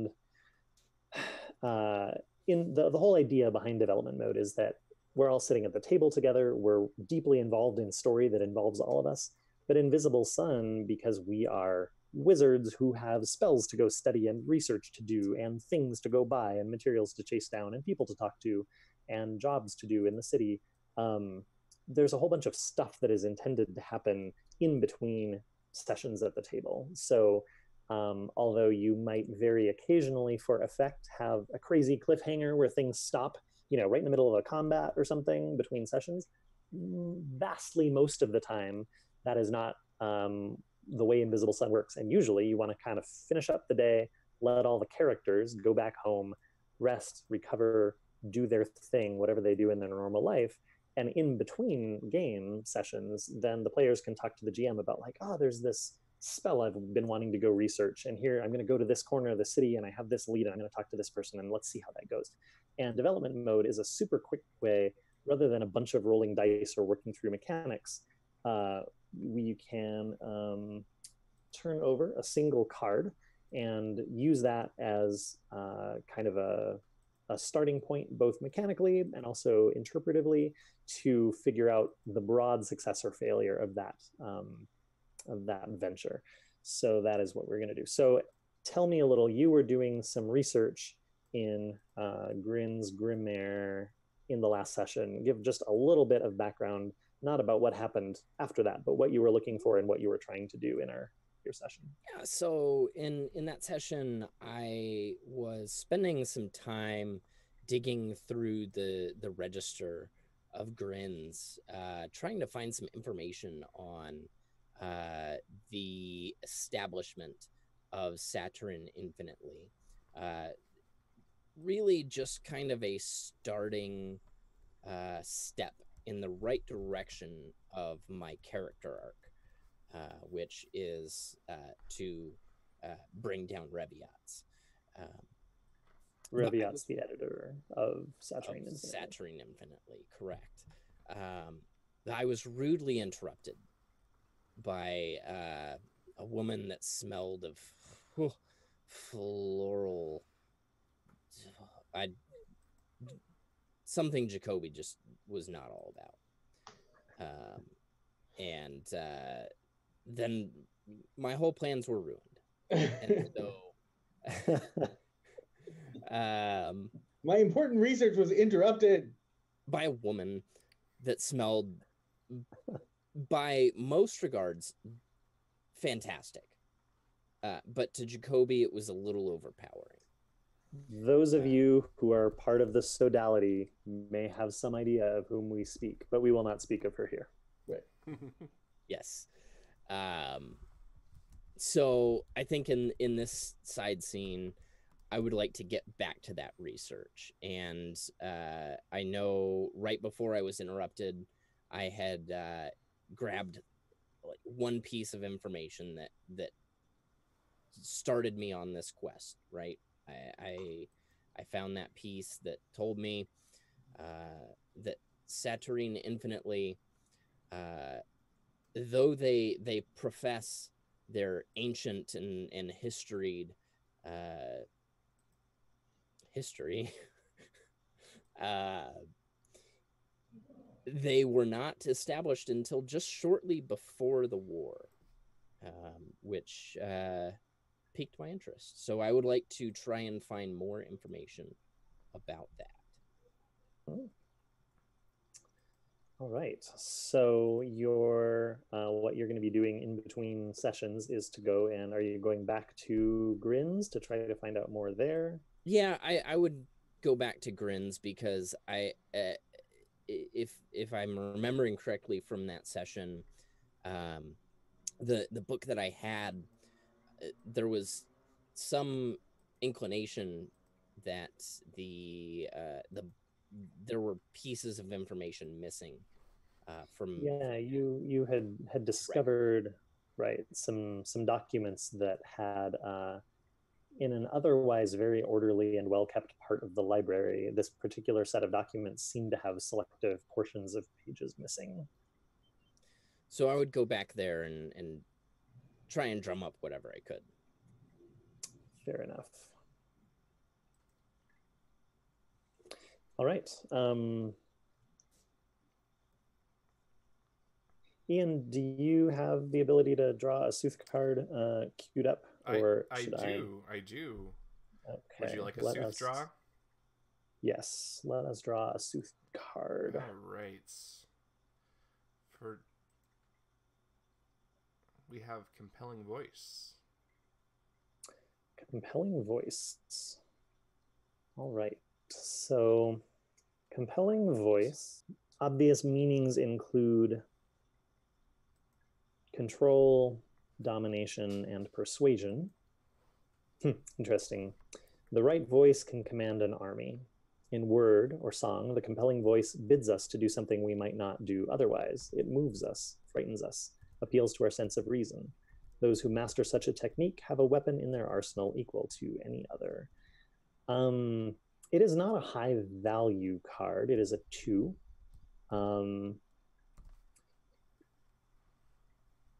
But voice and the spreading of truth, as we just talked about, is very much what we are all about. So I am going to say that it's not that you discover any particular great stunning truth in your additional research, but you spend a little more time in the stacks and you do find some, you know, some breadcrumbs and some trails and some tidbits, but you go back fired up to the Notion offices.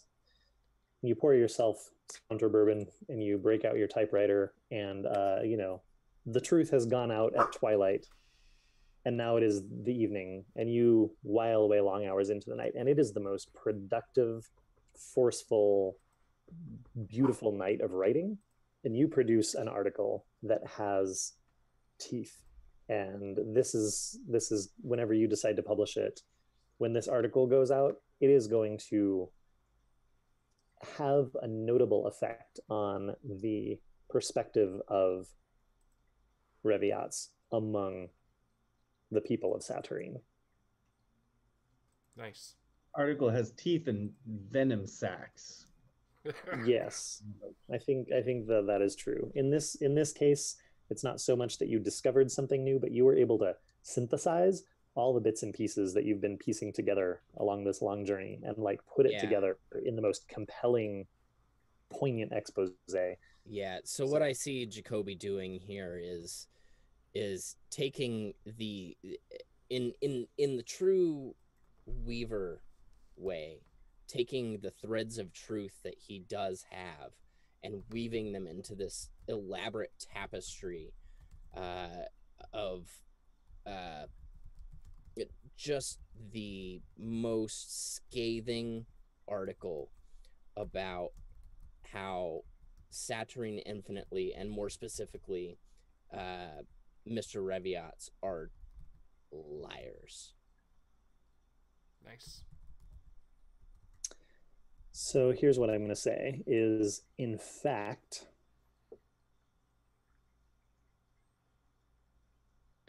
you hear in the next week after the publication of this that Reviats has been turned away from an upscale club in the Marquis district. You hear that readership is down by just a tick, but that's huge because readership at the Infinitely, has been steadily going up, and this is the first time it's like slumped just a little bit. You know, you can't know for sure that was you, but the timing sure does seem odd. Awesome. Yeah, the folks sends you a nice bottle of counter bourbon. Yeah, I think that was thoughtful. I think on the receipt of the counter bourbon, Jacoby's a little conflicted. There was a moment on the night of the there was a party, and stuff happened. Things did happen at the party. Yep. Yeah, and there was a certain trash monster that formed in Catafalque's likeness that may have spooked someone into damaging an armoire. Not to put too fine a point on it, but a beloved and very important armoire. Yes. So the final piece of this side scene, I think I would like to I would try and create something, knowing that it is nearly impossible for a Weaver, but I want to try it. I want to try and create something that would fix the armoire. I'm just gonna say that is I mean, you're not just fixing the armoire like sandpapering it. You're like, no. What I would do, I think, you want to magically fix it. Right. it would totally be magic, and it would more be an illusion than anything, because Jacoby's real forte in magic is uh trickery, which is really strange based on his obsession with the truth. Uh, it, it it's really counterintuitive. But it would be some sort of illusory magic that would permanently create the illusion that the armoire is fixed. Gotcha. All right. I have just drawn a card here, and my card is Eternal Mountain. Meanings: unchanging, solitude, memory, eternal, long life. The mountain stands alone and unchanging. It always has and it always will. Some find this compelling, others terrifying. The mountain sees all and never forgets what it has seen. A challenge that lies ahead is insurmountable. Conversely, if one is on the deep, blah, blah, blah. Eternal Mountain in general predicts a long life, but can also suggest that one should move forward alone, particularly to better reflect upon the past. Here's what I'm going to say. I think your intentions are lovely. Essentially, what you're trying to craft, though, is an ephemera object. Like a magical, like weaving is great for temporary effects, but you're trying to weave something into existence that is going to illusorily camouflage this gash in the beloved armoire ongoing.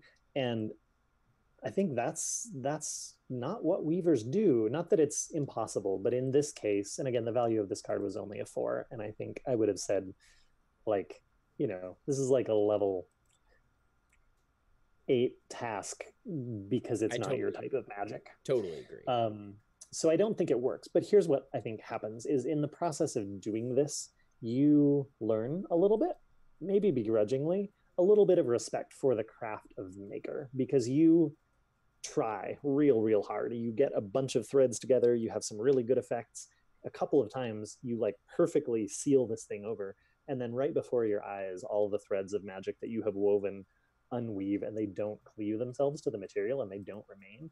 And you realize something about how lovely it is actually that makers have figured out how to like take magic out of the air and like form it into things and imbue it into materials and like weave it in with the colors that make up all of actual reality. And yeah, it just sparks a little bit of respect for you there.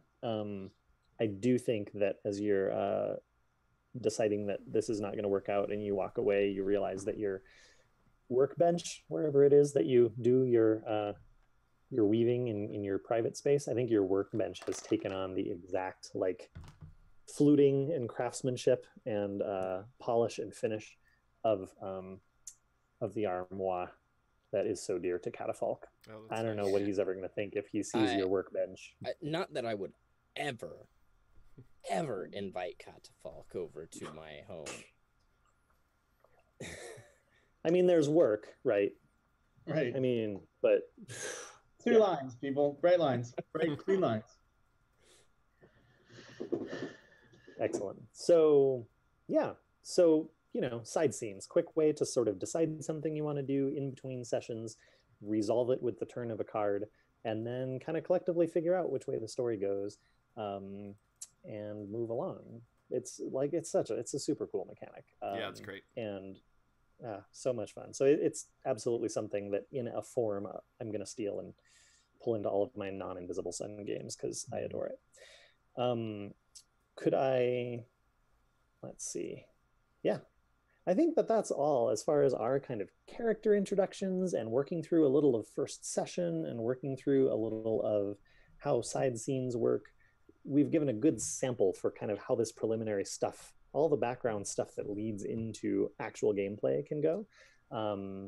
And so unless anyone else has comments, I just want to open it up for comments or questions from chat. Anything anyone would like us to talk about in terms of our experience. We were all beta testers for Invisible Sun, so we've gotten to kind of play for a little while according to the rules, and some of us have black cubes and some of us do not. I was a beta tester sort of briefly right at the end there, but I still do not have my black cube. Yeah. I don't have much. I just want to say how incredibly excited I am to be playing this game with first of all of you guys here on the stream, and second of all for all of you all out in the chat world and beyond. Invisible Sun has been this sort of white whale for me for so long that oh man, I'm just so excited, and I love the character Jacoby that I'll be playing and all of the characters. Yeah, I'm really excited. Yeah, it's gonna be good. Yeah, and I'm just gonna add an extra layer of like sentiment to the whole the Monte Cook Games community, extending from Monte Cook Games themselves down into the type of people who, you know, who are out there watching this and you who are out there playing Invisible Sun. Like, the whole reason that I have been so excited this year to like invest more and become more involved is just because of how great the people are. And I'm super excited to have gotten to know some of the sort of, you know, familiar faces in these circles, and then also to have like met a whole bunch of new cool folks. And Gen Con is coming soon, and like I'm really excited to meet more people at Gen Con and just to share in this cool creative thing. So I just feel honored and grateful and creatively fulfilled and very excited. So really cool. We have I asked if chat had any additional questions, and excuse me, Elder Truth asks, compared to more traditional RPGs, what do you find to be the most different shift in how you play or GM or approach Invisible Sun? Ooh, can I take this one? Yeah, shoot. Yeah. So one of the things that I think is super interesting about Invisible Sun is the way that, more than pretty much any other game I've ever run, structurally, it puts the players at the center of the narrative. So like when, you know, in the run up to running a game, the game is pretty explicit about like, don't write plot, right? As a GM, don't write plot. Don't make a whole world filled with people. Don't come up with an arc that, you know, events are going to take place on. Don't do any of that. Build your characters first. Let the characters develop character arcs. Let the characters even like build each other's neighborhoods. And then from that, you can organically start to piece together, okay, well, this is the natural kind of first step. This is something that would get everyone together, that would sort of like get everyone moving in the same direction, and then let the game respond to them. Let the game respond to what the players are doing. You know, you can write NPCs, you can write kind of like background and history, but it's a really different approach to a game where you're not like, okay, this is going to happen, and then this is going to happen, and then this is going to happen. Right. Invisible Sun is meant to give both you as the GM and your players the flexibility to go where they want to go, you know? And I mean, when I realized that setting up NPCs in Invisible Sun is like, think of a number. There's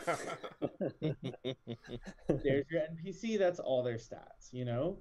Like, it's kind of genius. It really takes a ton of the authorial burden off of the GM to be able to say, like, if the game goes in a sharp left turn, that's not, you don't have to scramble through notes, you don't have to figure out what happens next.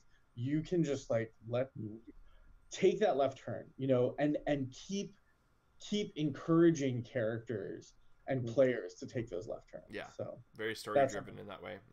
Yeah, I'm really excited about. I think I would succinctly state that as like just this metaphor of momentum, where like a lot of times in other systems you've got a bunch of, you know, characters in stasis, and then you as the GM are like, now go over here and go do this thing because there's a guy who needs a thing in a basement and is going to kill the rats. I don't know. And here it has felt like the opposite, where by the time we've been through all this first session stuff and we've all, figured out our arcs, which actually, I think I'm going to interject for a minute, Ian, and have you talk for just a minute about the arc mechanic and how that ties into this. By the time everyone has their arcs, all the players are already like racing to go off and do the things the players are doing. And so I felt like my job as GM has been more like to rein in and to like limit, like not to limit, but to like channel and braid, right? Find the places where those arcs intertwine and just make the most of them.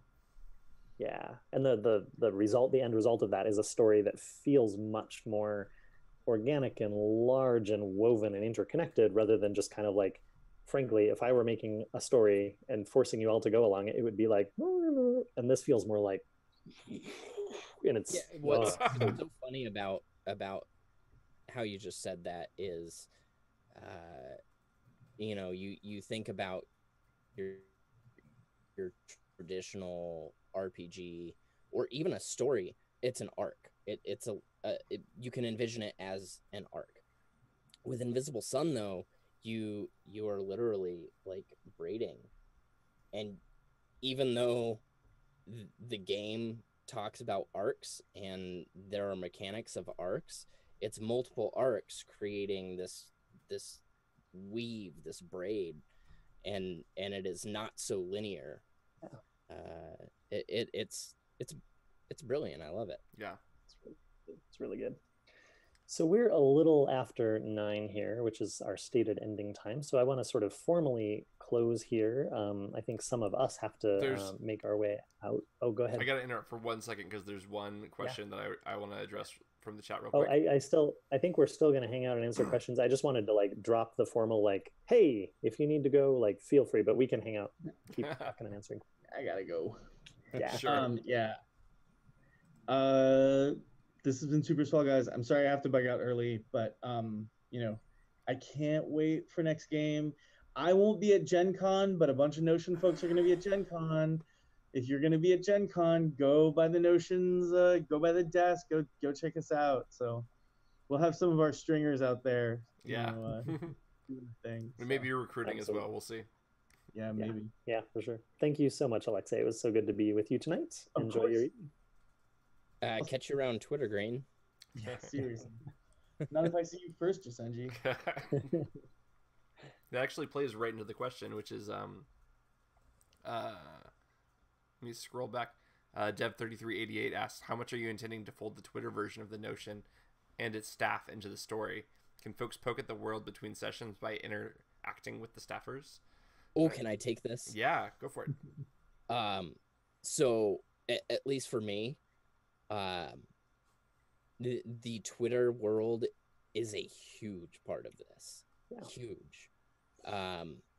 I am super active as Jacoby out on Twitter, probably more than I should be. But I want as much interaction as there can be. Every now and then, I'll post a link to an article, or I'll just post some random surreal inspiration out there. And any interaction that happens out there, it's fair game for the narrative that we see here on the stream. Absolutely. I think one of the big and most important aspects of the Notion that we have talked about is this multimedia, multi-layered approach to the game. Mm-hmm. And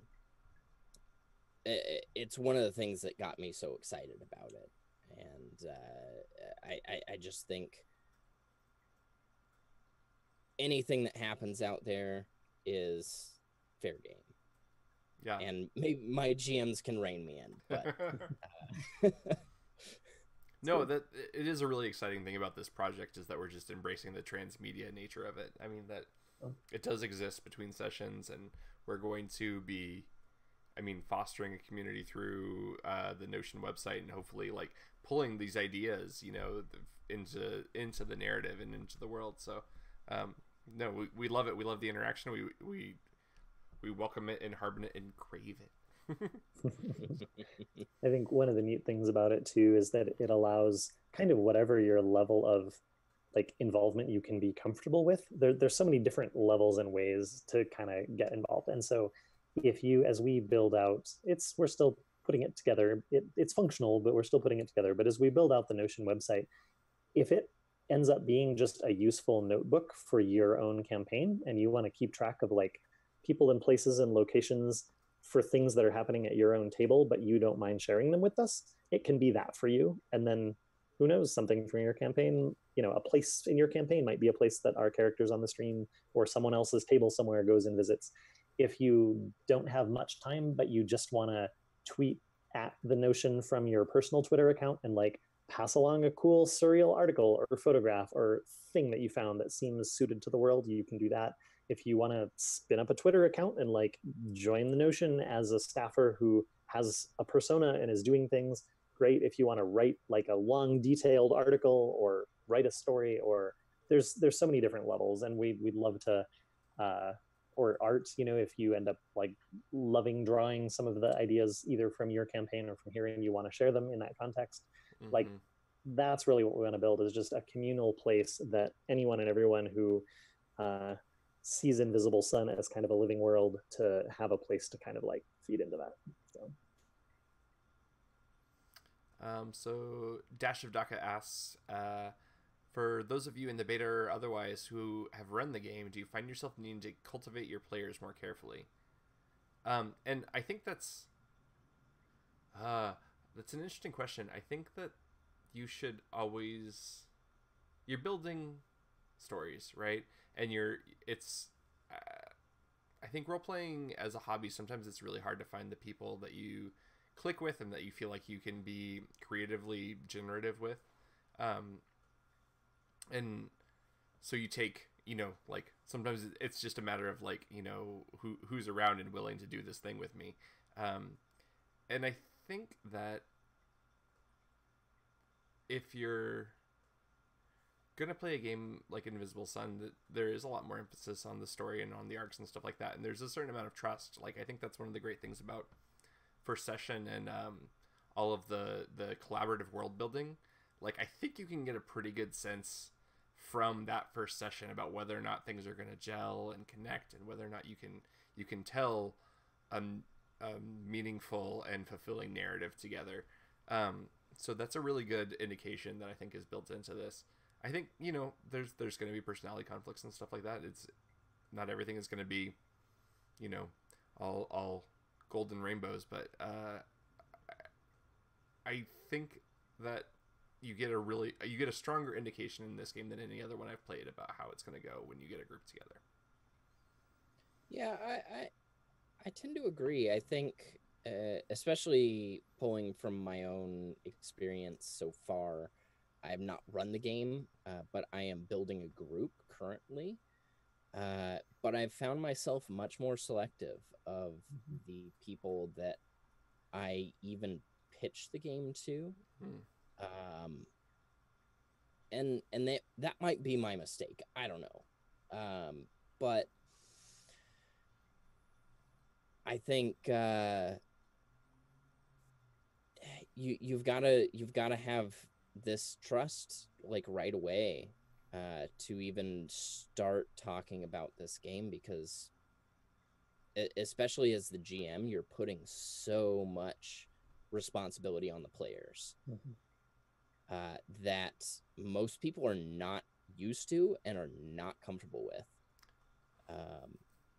So I think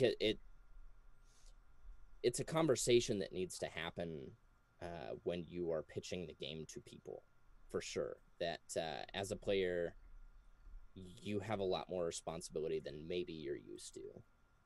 Yeah, it's kind of funny in a way, because it's almost more like 70s Gygax era D&D, where you're asking people to do a very different thing. This is very different, like and you kind of have to treat it as such. Like I love that role-playing games have become so much more like open and mainstream, and like there's just like this wealth of resources and examples and archetypes now, but yeah, there's still like there's the space for the strange and the surreal, and when you go to weird places, you got to trust the people you go there with, right? That's true. The other aspect of it too is just because of the depth. This is the kind of game, like, I seriously feel like if I could get a group together every week for the next 10 years, like, this game could handle that. You know what I mean? It's like, it's that big, in the sense of how rich you could go and how deeply you can take it. And so I think it's not that I wouldn't say go be exclusive and like, you know, like shut people out of this, but there is a sense where just make sure that people understand the types of stories to be told, and the fact that what you really are signing up for is sort of more, you know, well, whatever you want to make it, but it's much less just like a pulp kind of adventure where you're going to go like do something and then be done, and much more like this slow, like long, slow build. So you're really committing to each other, and committing your creative energy to each other, like more for the long haul. And that's kind of what the game is built for.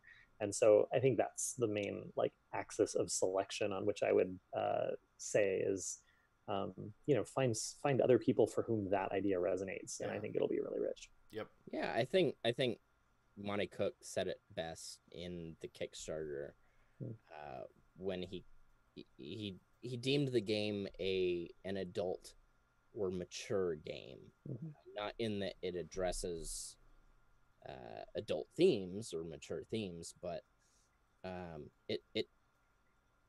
it requires a certain commitment that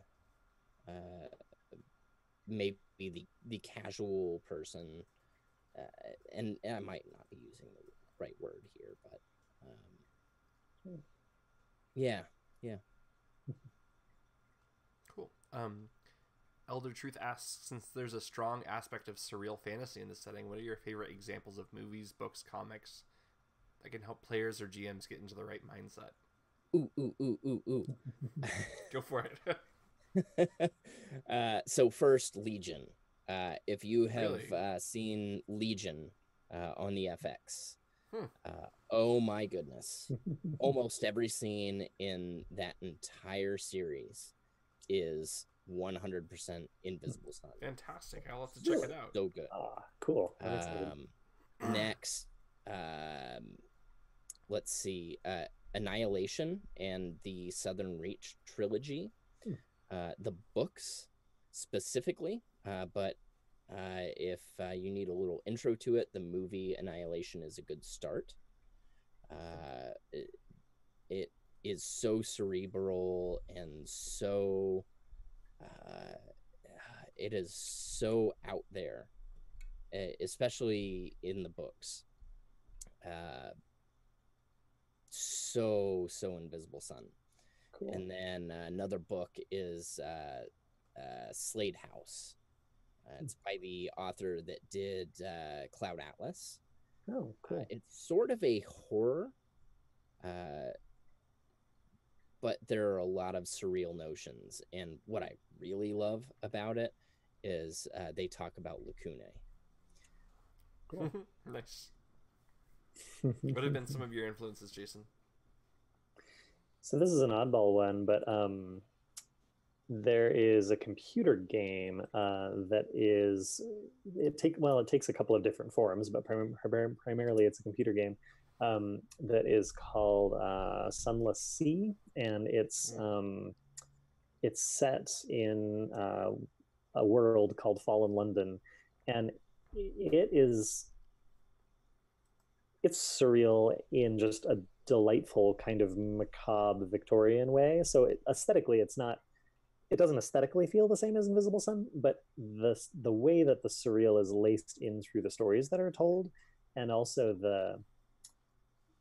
a thing that they share very much in common is this idea that you go through the world making sense of it as you go and gathering hidden knowledge and secrets, which actually become a form of currency.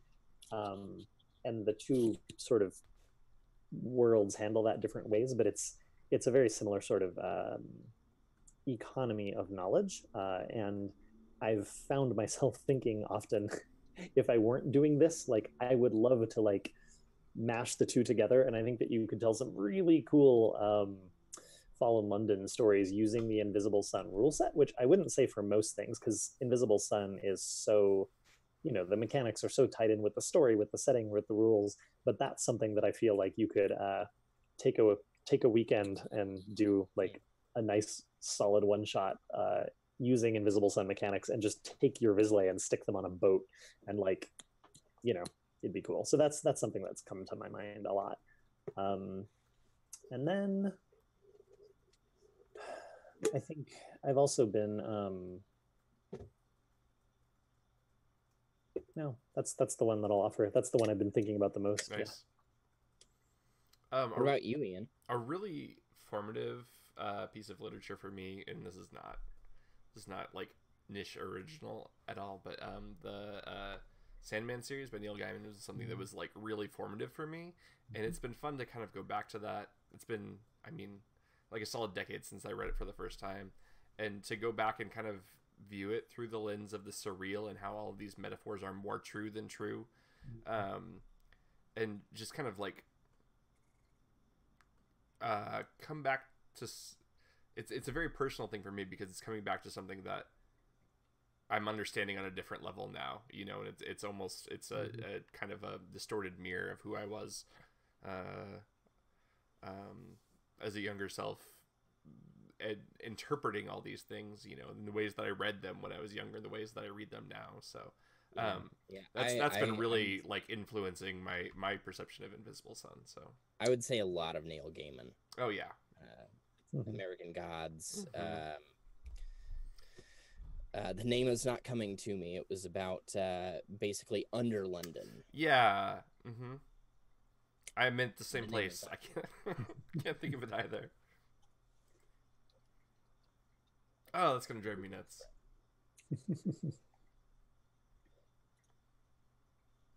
We're gonna end the stream, and then all of us in our separate locations are gonna scream the title of the book all together. Before we find this. It's been fun for me. I was talking a little with Alexei about this on a recent episode of the Secret Cellar podcast that I run. But Neverwhere. Thank you, Mika. Yes. Neverwhere. Thank you. It's fun because I don't think I had the same background. Like surreal literature and art and storytelling just wasn't much a part of my life like before recently. And so my exposure to it was always just sort of as like a weird, like as an oddity, like, oh, that's very interesting that those people did that. And there's a few exceptions. The art of De Chirico, for whatever reason, has like haunted me my whole life. Like, I don't know, I saw pictures at some point when I was being formed of some of his paintings, and just like, I don't know, like something happened in me that never went away. So there's some exceptions that were like deeply felt, but largely I was just kind of like, oh, that's cool. But then, you know, it's like I'm approaching it kind of as an adult for the first time more seriously, and man, I've got a lot of things to read. But yeah, it's interesting to find it being meaningful in a way that it was not to me when I was younger. Yeah, it's cool. It's been fun to kind of like dig into like the surrealism movement as well, and kind of like get into more Magritte and Ernst and stuff like that. My wife is very interested in surreal writing, so a lot of like Oulipo and automatic writing that like came out during that time is really interesting, and I've tried to incorporate some of that when I'm coming up with stories as well for the generating Invisible Sun type narrative. So the whole automatic writing thing is one reason I loved the Origami Theater. Like at the end they just like leave this scat. I just love it. It's so good. Yeah, cool. So we should probably wrap up the stream at some point. But yeah, I think it is a good time. This is great. So just a little bit about what comes next. We are many of us getting ready to go to Gen Con. We're going to be getting a couple of special things together for Gen Con, and basically just using that as an opportunity to soak in all of the wondrousness of Gen Con and all kinds of things. But we're also going to be, talking to people and promoting this a little bit, and hopefully kind of letting people who are into either Invisible Sun or Twitch streamed actual plays, kind of letting them know that this is happening. And we're going to be preparing for the first actual play, which will be about 1 month from now. It's the 17th of August. It'll be that Friday night. And in the meantime, we're working on building out the Notion site proper, and we'll be, doing a couple of other things related to our Twitter personas and whatnot, and just kind of getting everything squared away. But if any of this is interesting to you, please, I think the easiest thing to do is to follow the Notion on Twitter at _Notion_, and just write to us and say that you're interested in getting involved, and we can, invite you into our Slack. We have a great Slack channel that's just this ridiculousness all the time, and it's so much fun.